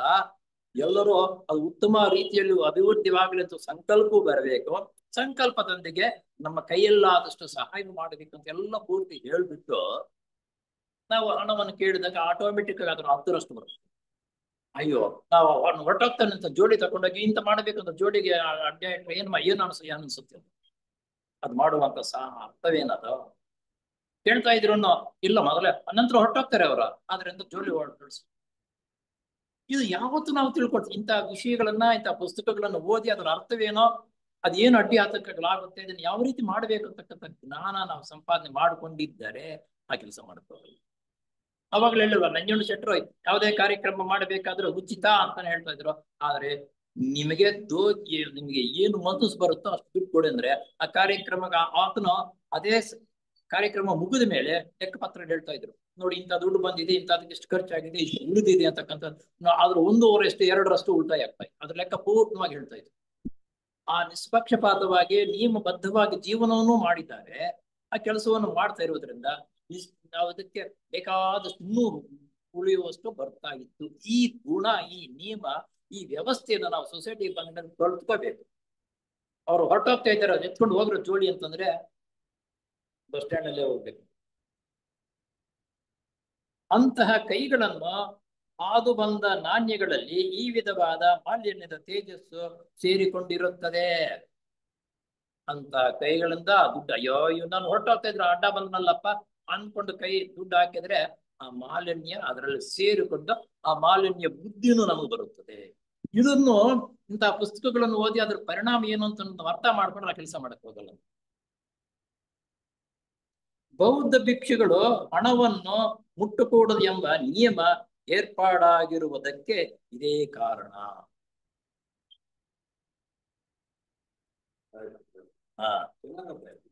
ಇದೆ. ಆಮೇಲೆ ಬ್ರಹ್ಮಚರ್ಯ ಅಂತಂದ್ರೆ ಸಾಮಾನ್ಯವಾಗಿ ಎಲ್ಲರಿಗೂ ಗೊತ್ತಿದ್ದು ಈ ವಿಷಯ. ಇವಾಗಿಂದ ಯಾವಾಗ ಹೇಳಿದ್ವಲ್ಲ, ಯಾವುದು ಅಸ್ಥೇಯ ಅಂದ್ರೆ, ಅಸ್ಥೇಯ ಅಂತಂದ್ರೆ ಏನು ಅಂತಂದ್ರೆ ಸ್ವಲ್ಪ ಅನುಮಾನ ಇತ್ತು. ಅಸ್ಥೇಯ ಅಂತಂದ್ರೆ ಏನು ಅನುಮಾನ ಪಡ್ಬೇಕಾಗಿಲ್ಲ. ಹೆಚ್ಚಿನ ಕೋರಿಕೆಗಳಿಲ್ಲದ್ರೆ ಯಾವುದಕ್ಕೆ ಏನೇನು ಎಷ್ಟು ಮಾಡ್ಬೇಕೋ ಅಷ್ಟೇ ಇರಬೇಕು. ಹೆಚ್ಚು ಸಂಪಾದನೆ ಮಾಡಬಾರದು. ಜೀವನ ನಡೆಸೋದಕ್ಕೆ ಎಷ್ಟು ಸಂಪಾದನೆ ಮಾಡಬೇಕು ಅಷ್ಟು ಮಾಡ್ಕೋಬೇಕು. ಇನ್ನೂ ಬೇಕು ಅಂತಕ್ಕಂಥದ್ದು ಬಿಡಬೇಕು ಅನ್ನೋದೇ ಅಸ್ಥೇಯ ಅನ್ನೋದ ಮೂಲ ಅರ್ಥ. ಆಮೇಲೆ ಬ್ರಹ್ಮಚರ್ಯಲ್ಲಿ ಪರಿಪಕ್ವತೆಯನ್ನು ಹೊಂದಿದ ಯೋಗಿಗೆ ವೀರ್ಯವಂತನಾಗಿ ಬಾಳುವುದೇ ಸಾಕ್ಷಿ. ಅಕ್ಷಯ ಅಂದ್ರೆ ಬ್ರಹ್ಮಚರ್ಯ ಪರಿಪಕ್ವತೆಯನ್ನು ಹೊಂದಿದ ಯೋಗಿಗೆ ವೀರ್ಯವಂತನಾಗಿ ಬಾಳುವುದೇ ಸಾಕ್ಷಿ. ನಮ್ಮಲ್ಲಿ ಅನೇಕರು ಬ್ರಹ್ಮಚರ್ಯ ಅಂತಂದ್ರೆ ಮದುವೆ ಮಾಡ್ಕೊಳ್ದಿರಾ, ಸಂಸಾರ ಅನ್ನೋದನ್ನ ಸುಖವನ್ನ ಇಲ್ಲದಿರಾ ಹಂಗೆ ಇರ್ತಕ್ಕಂಥದ್ದು ಅಂತ ಅನ್ನೋದು ಒಂದು ರೀತಿ, ಅದು ನಿಂತಿದೆ. ಆದ್ರೆ ಇಲ್ಲಿ ಒಂದು ಉದಾಹರಣೆ ಕೊಡ್ತಾರೆ. ಭಗವಾನ್ ಬುದ್ಧರು ಬ್ರಹ್ಮಚರ್ಯವನ್ನು ಆಚರಣೆ ಮಾಡಿದ್ರು, ಆದ್ರೆ ಮಕ್ಕಳಿಲ್ವಾ? ಮಕ್ಕಳು ಇದ್ರು, ಅದು ಬರುತ್ತೆ ನೋಡಿ. ಆಮೇಲೆ ಪತಂಜಲಿ ಮಹರ್ಷಿಗಳು, ಜೆ ಕೃಷ್ಣಮೂರ್ತಿ ಅವರು, ಸ್ವಾಮಿ ವಿವೇಕಾನಂದ, ಇವರೆಲ್ಲರೂ ಎಂತವ್ರ ಬ್ರಹ್ಮಚರ್ಯ ಪಾಲನೆ ಮಾಡಿರ್ತಕ್ಕಂಥವ್ರೆ. ಆದ್ರೆ ಬ್ರಹ್ಮಚರ್ಯ ಪಾಲನೆ ಮಾಡ್ತಕ್ಕಂಥದ್ದಂದ್ರೆ ವೀರ್ಯ, ಸಾಮರ್ಥ್ಯ, ಶಕ್ತಿ ಬೆಳೆಸ್ಕೊಳ್ಳೋದು. ಇದನ್ನ ಬ್ರಹ್ಮಚರ್ಯವನ್ನ ಯಾವಾಗ ಅಂದ್ರೆ ಸಮಾಜದ ವೃದ್ಧಿಗಾಗಿ ಮಗು ಬೇಕು ಅಂದಾಗ ಅಷ್ಟೇ ಅವನ ಇದು ಮಾಡ್ಬೇಕಾಗಿರೋದು. ಆಮೇಲೆ ಮುಟ್ಟಬಾರದು. ಅದು ತಪ್ಪಲ್ಲ ಅಂತಕ್ಕಂಥದ್ದು ಹೇಳ್ತಾರೆ. ನಮ್ಮ ಮಹಾಭಾರತದಲ್ಲಿ ಬರ್ತಕ್ಕಂಥದ್ದು ನಾವು ವಿವರಣೆ ಕೊಟ್ರೆ ತುಂಬಾ ಹೋಗುತ್ತೆ. ಯಾಕಂದ್ರೆ ಅಂಬಿಕಾ ಅಂಬಾಳಿಕೆಗೆ ಮಕ್ಕಳಾಗ್ಲಿಲ್ಲ, ಮಕ್ಕಳಾಗ್ಬೇಕಾದ್ರೆ ಯಾರ ಮುಖಾಂತರ ಮಕ್ಕಳಾಯ್ತು ಅಂತ ಅನ್ನೋದು ಅದಕ್ಕೆ ಹೋದಾಗ ಆಗುತ್ತೆ. ಆದ್ರೆ ಆ ಮಹಾತ್ಮರ ಮಹರ್ಷಿ ಆಗಿರ್ತಕ್ಕಂಥವ್ರು ಅವ್ರ ಹತ್ರಕ್ಕೆ ಹೋದ್ರಲ್ಲ, ಏನ್ ಅವ್ರು ಬ್ರಹ್ಮಚರ್ಯ ಹತ್ರ ಆಗ್ತಾರೆ. ಯಾರು ವ್ಯಾಸರಾಯರು, ಅವರು ಬ್ರಹ್ಮಚರ್ಯರು. ಆದ್ರೆ ಅವ್ರ ಹತ್ರ ಅವ್ರ ಮಕ್ಕಳಾಗ್ಲಿಲ್ವಾ? ಆದ್ರೆ ಮಕ್ಕಳು ಹಿತದೃಷ್ಟಿಯಿಂದ, ದೇಶದ ಹಿತದೃಷ್ಟಿಯಿಂದ ರಕ್ಷಣೆ ಮಾಡತಕ್ಕಂಥದ್ದು ಸಾಮರ್ಥ್ಯ ಬೇಕು ಅನ್ನೋ ಉದ್ದೇಶದಿಂದ ಮಾಡ್ತಕ್ಕಂಥದ್ದು ಅದು ಬ್ರಹ್ಮಚರ್ಯವೇ ಆಗುತ್ತೆ ಹೊರತು ವಿಚಾರವಾಗಲ್ಲ. ಈಗ ನಾವು ಬರುತ್ತೆ ಮುಂದಿನ 6ನೇ ಜನಾಂಗ ಬರುತ್ತಲ್ಲ, 6ನೇ ಜನಾಂಗ ಬಂದಾಗ ಇದಕ್ಕೆ ಯಾರು ಅದಕ್ಕೆ ಅಧಿಪತಿ ಆಗಿರ್ತಕ್ಕಂಥದ್ದು? ಮೌರ್ಯರು. ಏನಮ್ಮ? ಮೌರ್ಯರು. ಮೌರ್ಯರೇ ಸ್ವಂತ ಹುಟ್ಟಿ 7 ರೇಖೆಗಳಿದೆಯಲ್ಲ, ರೇಖೆಗಳ ಮುಖಾಂತರ 100 ಜನ 100 ಜನರನ್ನ ಅವರ ಸಂತಾನವನ್ನು ಉತ್ಪತ್ತಿ ಮಾಡ್ತಾರೆ. ಅವ್ರು ಎಂತಹ ಮೇಧಾವಿಗಳು, ಎಂತಹ ಬ್ರಹ್ಮಚಾರಿಗಳು. ಆದರೆ ಆ ಸಮಯಕ್ಕೆ ಬಂದಾಗ ಅದೆಷ್ಟೋ ಅಷ್ಟು ಮಾಡಬೇಕು, ಆಗಬೇಕು, ಲೋಕ ಇಷ್ಟ ದೃಷ್ಟಿಯಿಂದ ಮಾಡಬೇಕು ಅಂತಕ್ಕಂಥದ್ದು ಅದು ಬ್ರಹ್ಮಚರ್ಯ ಹೊರತು ನಾವು ಅಂದುಕೊಂಡಿದ್ದ ರೀತಿಯಲ್ಲ. ಪರಿಪಕ್ವತೆಯನ್ನು ಹೊಂದಿದ ಯೋಗಿಗೆ ವೀರ್ಯವಂತನಾಗಿ ಬಾಳುವುದೇ ಸಾಕ್ಷಿ. ವೀರ್ಯವಂತನಾಗಿ ಬಾಳುವುದು ಅಂತಂದ್ರೆ ಧೈರ್ಯ ಸಾಹಸದಿಂದ ಅವನು ಏನ್ ಕೆಲಸ ಮಾಡಬೇಕೋ ಆ ಕೆಲಸಕ್ಕೆ ಮುನ್ನುಗ್ಗಿ ಮಾಡತಕ್ಕಂಥದಕ್ಕೂ ಈ ಬ್ರಹ್ಮಚರ್ಯ ಅಂತ ಅನ್ನೋದು.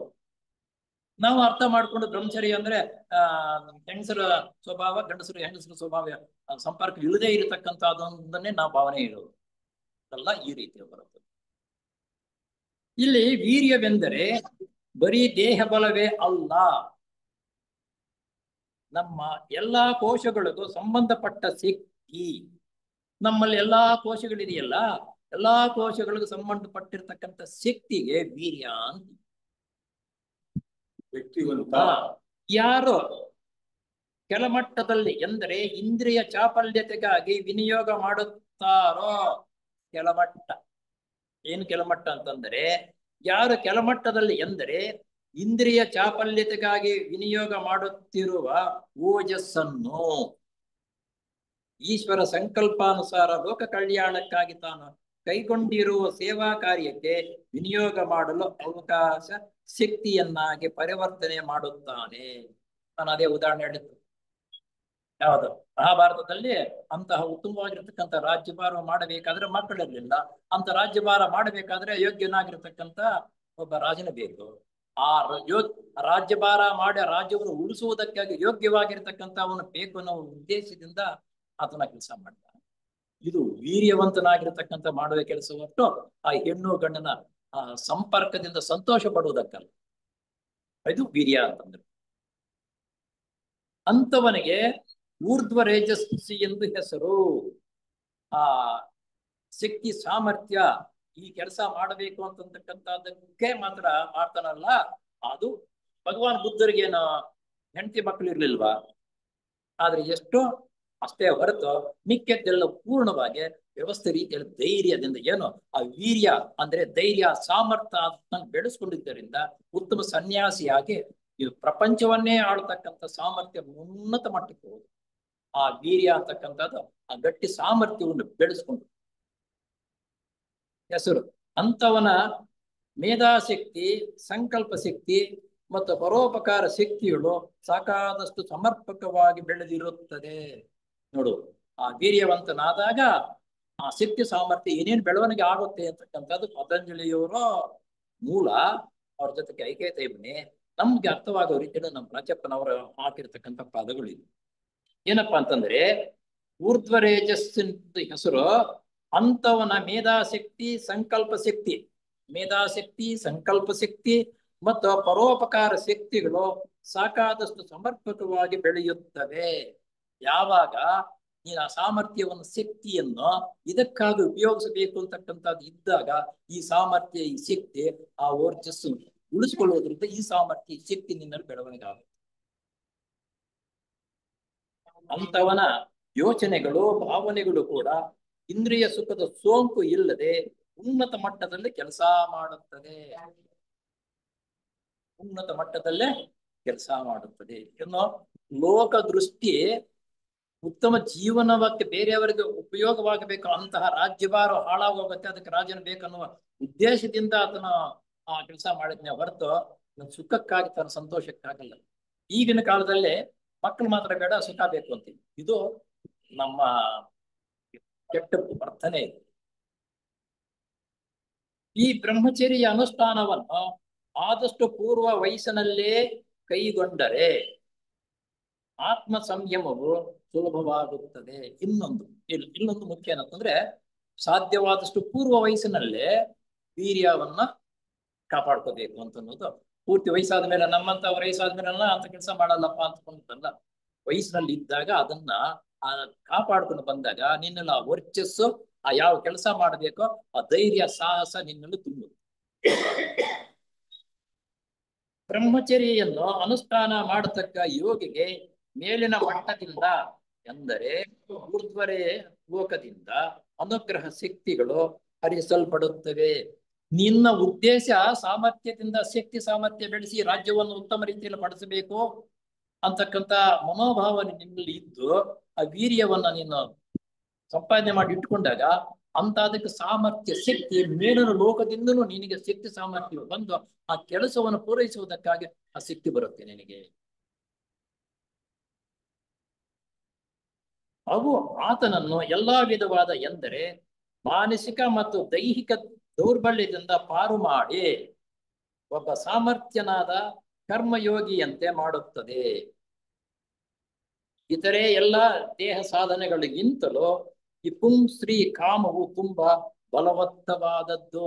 ಎಲ್ಲರೂ ಎಷ್ಟೋ ವೇದಾಂತಿಯಾಗಿ ಇದಾಗಿದ್ದುಕೊಂಡು ಆ ಸಂದರ್ಭ ಸರಿಯಾಗಿ ರೀತಿಯಲ್ಲಿ ನಿಂತರೆ ಪುಂಸ್ತ್ರೀ ಅಂತಂದ್ರೆ ಗಂಡಸರು ಹೆಂಗಸರು ಇದರಿಂದ ಬಿದ್ದೋಗ್ತಾರೆ. ನಮ್ಗೆ ಸಿಗ್ತಕ್ಕಂಥದ್ದು ಯಾರ್ದ? ಮಹಾ ಋಷಿಗಳಲ್ಲೇ ವಿಶ್ವಾಮಿತ್ರ. ವಿಶ್ವಾಮಿತ್ರಂದೇ ಅದು ಬಿದ್ದೋಗ್ತಾನೆ. ಎಷ್ಟು ಮೇಲ್ಮಟ್ಟಕ್ಕೆ ಹೋಗಿರ್ತಕ್ಕಂಥವನು ಮಾಡಿನೋ ಇದನ್ನ ನಿಗ್ರಹ ಮಾಡಬೇಕಾದರೆ ಸಾಧಕನು ತುಂಬಾ ಸಾಹಸಿಯಾಗಿರಬೇಕು. ಸಾಹಸಿಯಾಗಬೇಕು. ಇದನ್ನು ನಿಗ್ರಹಣ ಮಾಡ್ಬೇಕಂದ್ರೆ ಅಷ್ಟೊಂದು ಸುಲಭ ಅಲ್ಲ. ಅಲ್ಲದೆ ಜಿತೇಂದ್ರಿಯ ಯಾಗುವವರೆವಿಗೆ ಬೀಳದೆ ಶ್ರಮಿಸತಕ್ಕ ದೃಢ ವಿಶ್ವಾಸವಿರಬೇಕು. ಜಿತೇಂದ್ರಿಯ ಅಂದ್ರೆ ಆಸಕ್ತಿ ಸಾಮರ್ಥ್ಯ ಬರುವ ತನಕ ನಿಗ್ರಹ ಅಂತಕ್ಕಂಥದ್ದು ಇಟ್ಟುಕೊಂಡು ಜೀವನವನ್ನು ನಡೆಸಬೇಕು ಅನ್ನೋದು. ನಿಗ್ರಹ ಶಕ್ತಿ ಇರಬೇಕು ನಮ್ಮಲ್ಲಿ. ಆಮೇಲೆ ಅಪರಿಗ್ರಹ ವೀರ್ಯ ಅಂತಕ್ಕಂಥದ್ದು ಆಯ್ತು. ನಂತರ ಅಪರಿಗ್ರಹ. ಅಪರಿಗ್ರಹ ಅಂದ್ರೆ ಇತರರ ಮತ್ತು ತನ್ನ ಸೊತ್ತುಗಳ ಮೇಲಿನ ಅಭಿಮಾನವು ಕಳಚಿ ಬಿದ್ದು ವೈರಾಗ್ಯ ಭಾವನೆಯಲ್ಲಿ ಸ್ಥಿರವಾಗಿ ಮನಸ್ಸು ನೆಲೆಸಿದಾಗ ಹಿಂದಿನ ಜನ್ಮಗಳ ವೃತ್ತಾಂತವೆಲ್ಲವೂ ತಿಳಿದು ಬರುತ್ತದೆ. ಭವಿಷ್ಯತ್ ಕಾಲ ವರ್ತಮಾನ ಕಾಲ ನಮ್ಮ ಕೈವಾರ್ತಾತನ ಹೇಳಿಲ್ವಾ? ಇಂತಾದ್ರೂ ನಿಗ್ರಹಣವಾಗಿರುವುದರಿಂದ ಆಮೇಲೆ ಧ್ಯಾನ ಮಾಡ್ತಾ ಇರುವುದರಿಂದ ಭವಿಷ್ಯತ್ ಮುಂದೆ ಈ ರೀತಿ ಕಾಲ ಬರುತ್ತೆ, ಹಿಂಗೆ ರೀತಿ ಆಗುತ್ತೆ ಅಂತ ಹೇಳ್ಬಿಟ್ಟು ಯಾವಾಗ್ಲೂ ಸುಮಾರು 100 ವರ್ಷಗಳ ಹಿಂದೆನೆ ಭಾರತ ದೇಶಕ್ಕೆ ವಿಧಿವೇ ರಜಬಾರ ಮಾಡ್ತಾರೆ ಅಂತಕ್ಕಂಥದ್ದು ಅವೆಲ್ಲ ಏನು ಮುಂದೆ ಏನ್ ಬರೆಯುತ್ತೋ ಏನ್ ನಡೆಯುತ್ತೋ ಅದನ್ನು ಹೇಳಿದ್ರು ಅವರೆಲ್ಲಾನು. ವಿಧಿವೆಗರೆಲ್ಲ ಮುತ್ತೈದರಾಗ್ತಾರೆ ಅಂತ ಇವಾಗಲೆಲ್ಲ ಆಗ್ತಾ ಇದೆ ಅಂತಕ್ಕಂಥದ್ದು ಇವರು. ಯಾಕಂದ್ರೆ ಆ ಸಾಮರ್ಥ್ಯ ಶಕ್ತಿ ಅದನ್ನು ಬೆಳೆಸ್ಕೊಂಡು ಇರುವುದರಿಂದ ಇದು ಕಾಲಜ್ಞಾನ ಬರೀತಕ್ಕಂಥ ಸಾಮರ್ಥ್ಯ ಅವರಿಗೆ ಬಂತು. ಪ್ರಪಂಚದಲ್ಲಿ ಬಹುಸಂಖ್ಯಾತ ಜನರು ಇಹಲೋಕದ ಸಂಪತ್ತನ್ನು ಸಂಪಾದಿಸುವುದಿಲ್ಲ. ಇಹಲೋಕದ ಸಂಪತ್ತನ್ನು ಸಂಪಾದನೆ ಅಂದ್ರೆ ಏನು? ನಾವು ಇಲ್ಲಿರ್ತಕ್ಕಂಥದ್ದು ಇಹಲೋಕ ಅಂದ್ರೆ ನಾವು ಜೀವನ ಮಾಡ್ತಾ ಇರ್ತಕ್ಕಂಥ ನೋಡಿ. ಪ್ರಪಂಚದಲ್ಲಿ ಬಹುಸಂಖ್ಯಾತ ಜನರು ಇಹಲೋಕದ ಸಂಪತ್ತನ್ನು ಸಂಪಾದಿಸುವುದರಲ್ಲಿ ಆಸಕ್ತರಾಗಿರುತ್ತಾರೆ. ಎಲ್ಲ ನಿಜಾನ ನಾವೆಲ್ಲದೇ ಮಾಡ್ತಾ ಇರೋದು ಎಲ್ಲರೂ. ಈ ಸಂಪತ್ತೆಲ್ಲವೂ ಅಶಾಶ್ವತವಾದದ್ದು ಮತ್ತು ದುಃಖದಲ್ಲಿ ಕೊನೆಗೊಳ್ಳುತ್ತದೆ. ಇದೆಲ್ಲ ಅಶಾಶ್ವತವಾಗಿರತಕ್ಕಂಥದ್ದಪ್ಪ. ಕಡೆಯಲ್ಲೇ ಬಿಟ್ಟು ಹೋಗುವಾಗ ನಾವೇನು ಇಲ್ಲೇ ಇರಲ್ಲ. ಅಯ್ಯೋ ಹೋಯ್ತೆ, ಇಷ್ಟು ಸಂಪಾದನೆ ಮಾಡಿದ್ರೆ ದುಃಖದೊಂದಿಗೆ ಪ್ರಾಣ. ಮುಂದಿನ ಇದು ಎಷ್ಟು ಕೆಟ್ಟದ್ದು ಅನ್ನೋದನ್ನು ಅರ್ಥ ಮಾಡ್ಕೊಂಡ್ರೆ ಸಂಪಾದನೆ ಎಷ್ಟು ಮಾಡ್ತೀವೋ ಎಷ್ಟು ಬಿಡ್ತೀವೋ ಅಂತ ಅನ್ನೋದು ನಮಗೆ ಅರ್ಥ ಮಾಡ್ಕೋಬೇಕು. ಅನಿತ್ಯಮಯ ಸುಖಂ ಲೋಕಂ ಕಿಮಂ ಅಂದ್ರೆ ಪ್ರಾಪಂಚವು ಗೀತೆ ಬೋಧಿಸುತ್ತದೆ. ಏನೆಂದರೆ ಅನೇಕ ಜನ್ಮಗಳಲ್ಲಿ ಪಡೆದ ಅನುಭವದ ಫಲಿತಾಂಶವಾಗಿ ಸಾಧಕನ ಸ್ವತ್ತುಗಳ ಮೇಲಿನ ಆಸೆಯನ್ನು ಕಳೆದುಕೊಂಡು ವೈರಾಗ್ಯ ಸಂಪನ್ನನಾಗುತ್ತಾನೆ. ಎಲ್ಲ ಬಂದು ಎಲ್ಲ ಆಯ್ತು ಅಂತಂದ್ಮೇಲೆ ಜಿಗುಪ್ಸೆ ಬಂದು ಬಿಟ್ಟು ಆ ವೈರಾಗ್ಯಕ್ಕೆ ಬರ್ತಾನೆ. ಯಾರ ಸಂಪತ್ತು ದಂಡಿಯಾಗಿದ್ದು ಜಿಪುಣನಾಗಿದ್ದು ಅದನ್ನೆಲ್ಲ ಬಿಟ್ಟು ವೈರಾಗ್ಯಕ್ಕೆ ಬಂದಿದ್ದು ಯಾರು ಹೇಳಿ? ಪುರಂದರದಾಸರು. ಪುರಂದರದಾಸರು ಜಿಪುಣನು ಬೇಕಾದಷ್ಟು ಸಂಪಾದನೆ ಮಾಡಿರ್ತಾನೆ. ಬಂದಿರ್ತಕ್ಕಂಥ ಹೆಂಡತಿ ದಾನ ಧರ್ಮ ಮಾಡೋದ್ರಲ್ಲಿ ಎತ್ತಿದ ಕೈ. ಆ ಕೊನೆಗೆ ಕಾಣಿದಿರ ದಾನ ಧರ್ಮ ಮಾಡು. ಅವರು ಅದೇ ರೀತಿ ಮಾಡ್ತಾ ಇರುವಾಗ ಏನೋ ಒಂದ್ ಸಲ ಪಾಪ ಊಟ ಕೂತಿರ್ದು ಯಾನೋ ಒಂದು ಭಿಕ್ಷಾಕ್ಕೆ ಬರ್ತಾನೆ. ಸ್ವಂತದ್ದು ಏನೂ ಇಲ್ಲ, ಮನೆಯಲ್ಲಿ ತಕೊಂಡು ಹೋದ್ರೆ ಗಂಡನ ಸಂಪಾದನೆ ಮಾಡಿರ್ತದೆ, ತನ್ನ ಮುಗ್ದಿ ಇತ್ತು ಯಾರೋ ಅವ್ರ ತವ್ರ ಮನೆಯಲ್ಲಿ ಕೊಟ್ಟಿದ್ದು, ಅದನ್ನ ತೆಗೆದು ಅವನ್ಗೆ ಹಾಕ್ತಾನೆ. ಬಂದು ಹೆಂಡತಿ ನೋಡ್ತಾನೆ, ಎಲ್ಲಿ ಮುಕ್ತಿ ಅಂತ. ಆಗ ಜಟಾಪಟ ಅವು ಹೊಡೆಯೋದಕ್ಕೂ ಬಡಿಯೋದು ಮಾಮೂಲಿ ಸಂಸಾರದಲ್ಲಿ ಇದೆಯಲ್ಲ. ಜೀವನವೇ ಬೇಡ ಅಂತ ಹೇಳ್ಬಿಟ್ಟು ಇದನ್ನ ಕುಡಿದ್ರು. ಏನ ಕುಡಿಯೋದ? ವಿಷ. ವಿಷ ವಿಷದ ಬಾಟ್ಲು ತಕೊಂಡು ಹಿಂಗೆ ಎತ್ತಿದಾಗ ಹೇಳಿ ಕೆಲಸ ಮಾಡಬೇಡ ಅಂತ ಹೇಳಿದಾಗ ಯಕ ಅಂತ ಮುಕ್ತಿ ಅದ್ರೊಳಗೆ. ಆವಾಗ ತನ್ನ ಗಂಡನ ತಗೊಂಡು ಕೊಟ್ಟಾಗ ಆತನಿಗೆ ಜ್ಞಾನೋದಯ ಆಯ್ತು. ಸೊ ಎಲ್ಲ ಬಿಟ್ಟು ತಂಬೂರಿ ಹಿಡ್ಕೊಂಡು ಹಾಡನ್ನು ಹೇಳ್ಕೊಂಡು, ಇದು ವೈರಾಗ್ಯ ಅಂತ ಬಂದರೆ ಯಾವ ಸಂದರ್ಭದಲ್ಲಿ ಯಾವ ಗಳಿಗೆಯಲ್ಲಿ ನಮ್ಗೆ ಬರುತ್ತೆ ಅಂತ ಅನ್ನೋದು ಹೇಳಕ್ಕಾಗಲ್ಲ. ಯಾಕಂದ್ರೆ ಮುಂದಿನ ಜನ್ಮ ಕರ್ಮದ ಸವಿದಿದ್ದಾಗ ಅಂತ ಘಟನೆ ಒಂದು ಸಿಕ್ಕಿದ್ರೆ ಸಾಕು ಬೆಟ್ಟದ ಮೇಲೆ ನಿಂತಿದ್ದಾರೆ. ಆಗ ಸಾಧಕನ ಪ್ರಜ್ಞೆಯು ಅಂತರ್ಮುಖವಾಗಿ ಅಂತರಾತ್ಮನ ಪ್ರಜ್ಞೆಯೊಡನೆ ಸಮರಸಗೊಳ್ಳುತ್ತದೆ. ಇದೇ ಉದಾಹರಣೆ ಪುರಂದರದಾಸ್ ಅಂತ ಹೇಳಿದ್ನಲ್ಲ, ಅದೇ ಉದಾಹರಣೆ. ಆ ಸಂದರ್ಭಕ್ಕೆ ತಕ್ಕಂತೆ ಹಿಂದಿನ ಸಂಸ್ಕಾರ ಕರಗಿತ್ತು, ಈ ಸಂದರ್ಭಕ್ಕೆ ಬಂದಾಗ ಆ ರೀತಿ ವೈರಾಗ್ಯವು ಬಂದು ಮುಂದಕ್ಕೆ ಬೆಳವಣಿಗೆ ಆಗ್ತಾನೆ. ದೇಹಾತ್ಮ ಎಂದರೆ ನೋಡ, ಅಂತರಾತ್ಮನ ಪ್ರಜ್ಞೆಯೊಡನೆ ಸಮರಸವಾಗುತ್ತದೆ. ದೇಹಾತ್ಮ ಎಂದರೆ ಸ್ಥೂಲ ದೇಹ, ಕಾಮದೇಹ ಮತ್ತು ಮನೋದೇಹ. ದೇಹಾತ್ಮ ಅಂತಂದ್ರೆ ಸ್ಥೂಲ ದೇಹ, ಕಾಮದೇಹ, ಮನೋದೇಹ. ಇವಕ್ಕೆ ದೇಹಾತ್ಮ ಎಂದು ಹೆಸರು. ದೇಹಾತ್ಮವೆಂದ್ರೆ ಸ್ಥೂಲ ದೇಹ, ಕಾಮದೇಹ ಮತ್ತು ಮನೋದೇಹಗಳಲ್ಲಿ ಕೆಲಸ ಮಾಡುತ್ತಿರುವ ಪ್ರಜ್ಞೆ. ಈ ಮೂರು ದೇಹಗಳಲ್ಲಿ ಕೆಲಸ ಮಾಡ್ತಾ ಇರ್ತಕ್ಕಂಥ ಪ್ರಜ್ಞೆಗೆ ದೇಹಾತ್ಮ ಎಂದು ಹೆಸರು. ಈ ದೇಹಾತ್ಮವು ಪ್ರತಿ ಜನ್ಮದಲ್ಲೂ ಮೇಲ್ಕಂಡ ಮೂರು ದೇಹಗಳನ್ನು ಕಳೆದುಕೊಂಡು ಜನ್ಮಾಂತರದಲ್ಲಿ ತನ್ನ ಅನುಭವವನ್ನು ಮಾತ್ರ ಅಂತರಾತ್ಮನಿಗೆ ಕೊಟ್ಟು ಲಯವಾಗುತ್ತದೆ. ದೇಹಾತ್ಮ ಈ ಜನ್ಮಗಳಲ್ಲಿ ಪಡೆದಿರತಕ್ಕಂಥ ಅನುಭವವೋ, ಈ ಮೂರು ಲೋಕಗಳಲ್ಲಿ ಮೂರು ದೇಹಗಳಲ್ಲಿ ಕೊಟ್ಟಿರ್ತಕ್ಕಂಥ ಅನುಭವವೋ ಸಾರವನ್ನ ಅಂತರಾತ್ಮಕ್ಕೆ ಕೊಟ್ಟು ಇದು ಲಯವಾಗುತ್ತದೆ. ಅದೇ ನಮಗೆ ನೆಕ್ಸ್ಟ್ ಮುಂದಿನ ಜನ್ಮ ಬರಬೇಕಾದ್ರೆ ಆ ಮಾಡಿರ್ತಕ್ಕಂಥದ್ದನ್ನ ಹಿನ್ನೆಲೆ ಇಟ್ಟುಕೊಂಡು ಬರತಕ್ಕಂಥದ್ದು. ಇದನ್ನ ನಿನ್ನೇನೋ ಹೇಳಿದ್ರಲ್ವಾ, ನಮ್ಗೆ ಮುಂದಿನ ಜನ್ಮ ಬರುವಾಗ ಕರ್ಮ ದೇವತೆಗಳು 19, 17, 19 ಒಳ್ಳೇದು, 17 ಕೆಟ್ಟವನ್ನು ಎರಡು ಸೇರಿಸಿ ನೀನು ಇದಕ್ಕೆ ಸಂಪಾದನೆ ಮಾಡೋ ರೀತಿಯಲ್ಲಿ ಮಾಡುವಂತ. ಆದರೆ ಜನ್ಮಕ್ಕೂ ಮುಂದುವರಿಯುತ್ತಾ ಅವರಿಗಾಗಿರುವ ಕಾರಣ ದೇಹಾಂತರ್ಗತವಾದ ಅಂತರಾತ್ಮನು ಮುಂದುವರಿಯುತ್ತಾನೆ. ಕಾರಣ ಹಿಂದೆ ಮಾಡಿರ್ತಕ್ಕಂಥ ಸಂಪಾದನೆ ಈ ಮೂರು ದೇಹಗಳಲ್ಲಿ ಒಳ್ಳೇದು ಸಂಪಾದನೆ ಮಾಡಬಹುದು, ಕೆಟ್ಟದ್ದನ್ನು ಸಂಪಾದನೆ ಮಾಡಬಹುದು. ಈ ಮೂರು ಸೇರಿ ದೇಹಾತ್ಮ ಸಂಪಾದನೆ ಮಾಡ್ಕೊಂಡು ಅಂತರಾತ್ಮಕ್ಕೆ ಕ್ಯಾರಿ ಅನ್ನೋದು ಮಾಡ್ಬಿಟ್ಟು ಅದು ನಂತರ ನಶಿಸಿ ಹೋಗುತ್ತೆ. ಮುಂದಿನ ಜನ್ಮ ಬರಬೇಕಾದ್ರೆ ನೀನು ಕ್ಯಾರಿಯನ್ ಏನ್ ಮಾಡಿ ಇಟ್ಟಿರ್ತೀಯ ಬುದ್ಧಿ, ಅದನ್ನೇ ಮುಖಾಂತರ ಮುಂದಿನ ಜನ್ಮಕ್ಕೆ ನೀನು ಬರುತ್ತೀಯ. ಇದು ವೇದಾಂತ ವ್ಯವಸ್ಥೆ. ಇದನ್ನು ತಿಳ್ಕೊಳ್ಳೋದಕ್ಕೆ ನಾವು ಬರೋದು. ತಿಳ್ಕೊಂಡು ಅಷ್ಟು ನಂತರ ಕೆಟ್ಟ ಕೆಲಸ ಮಾಡ್ತಾ ಇದ್ರಿ ಏನ್ ಮಾಡ್ಬೇಕಪ್ಪ? ಏನ್ ಮಾಡ್ಬೇಕು? ಹೂವಿನಾರ ಹಾಕ್ಬೇಕು, ಸ್ಟೇಜ್ ಕರೆದು ಬಿಟ್ಟು ಸನ್ಮಾನ ಮಾಡಿ ಹೂವಿನಾರ ಹಾಕಿ ಸಾಲು ಹೋಗ್ಬೇಕು. ಅಲ್ಲ ಈ ಕೆಲಸ ಮಾಡ್ಬೇಕು ನಮ್ಮ ಸ್ಟೇಜ್ ನಲ್ಲಿ ಅಷ್ಟೇ. ಆತನಲ್ಲಿ ಸಮಸ್ತ ಜನ್ಮಗಳ ಚರಿತ್ರೆಯೆಲ್ಲ ಹಚ್ಚಿ ಅಳಿಯದೇ ಇರುತ್ತದೆ. ಅನೇಕ ಜನ್ಮಗಳಲ್ಲಿ ಮಾಡಿರ್ತಕ್ಕಂಥ ಕಾರ್ಯಕಲಾಪದ ಕೆಲಸವೂ ಪೂರ್ಣವಾಗಿ ಅಡಗಿರುತ್ತದೆ. ಇಹಲೋಕಾಭಿಮಾನವು ಪೂರ್ತ ಕಳಚಿ ಬಿದ್ದು. ಇಹಲೋಕಾಭಿಮಾನ ಅಂದ್ರೆ ಯಾವುದು? ನಾವಿವಾಗ ಸಂಸಾರ ಮಾಡ್ತಾ ಇದ್ದೀವಲ್ಲ, ಕಾಸು, ಖರ್ಚು, ವ್ಯವಸ್ಥೆ, ವ್ಯವಹಾರ, ಮಾತು, ಒಳ್ಳೆ ಮಾತು, ಕೆಟ್ಟ ಮಾತು, ಬೋಧನೆಗಳು, ಬೈಯುವುದು, ಬಯಸ್ಕೊಳ್ಳೋದು, ಇವೆಲ್ಲ ಇದೆ ಇಹಲೋಕದ ವ್ಯವಹಾರವೆಲ್ಲ ನಾವು ಬಹಳ ಚೆನ್ನಾಗಿ ಮಾಡ್ತಾ ಇದ್ದೀವಿ. ವ್ಯವಹಾರವನ್ನು, ಇಹಲೋಕದ ವ್ಯವಹಾರ ನೋಡು. ಒಬ್ರಿಗೊಬ್ರು ಮುಖ ನೋಡ್ಕೊಳ್ತೀನಿ, ನಾನೆಷ್ಟು ಮಾಡಿದ್ದೀನಿ ಅಂತ ಒಬ್ರು, ನಾನೆಷ್ಟು ಮಾಡಿದ್ದೀನಿ ಅಂತ ಒಬ್ರಿಗೊಬ್ರು ನೋಡ್ಕೋಬೇಕು. ಇಹಲೋಕದ ಮಾಡಿರ್ತಕ್ಕಂಥ ಘನಕಾರಿಗಳು ನಮ್ಗೆ ಮನಸ್ಸು ಬರುತ್ತೆ. ಇವಾಗ ಸಾಧಕನ ಪ್ರಜ್ಞೆಯು ಊರ್ಧ್ವಮುಖವಾದಾಗ ಹಿಂದಿನ ಜನ್ಮಗಳ ವೃತ್ತಾಂತಕ್ಕೆ ಸಂಬಂಧಪಟ್ಟ ತಿಳುವಳಿಕೆಯು ಜಾಗೃತ ಪ್ರಜ್ಞೆಯಲ್ಲಿ ಅಭಿವ್ಯಕ್ತವಾಗುತ್ತದೆ. ನಾವು ಈಗ ಸಂಪಾದನೆ ಮಾಡಿ ವ್ಯವಹಾರ ಮಾಡಿದೀವಲ್ಲ, ಜಾಗೃತ ಪ್ರಜ್ಞೆ ಹೋಗುದು ಯಾವಾಗ ನಾವ್ ಇನ್ನೇನು ಪ್ರಾಣ ಬಿಡ್ತೀವಪ್ಪ ಅಂದಾಗ ಈ ನಾವು ಮಾಡಿರ್ತಕ್ಕಂಥದ್ದು ಎಲ್ಲವೂ ನಮ್ಮ ಮನಸ್ಸಿಗೆ ನೆನೆಸಿ ಬರುತ್ತೆ.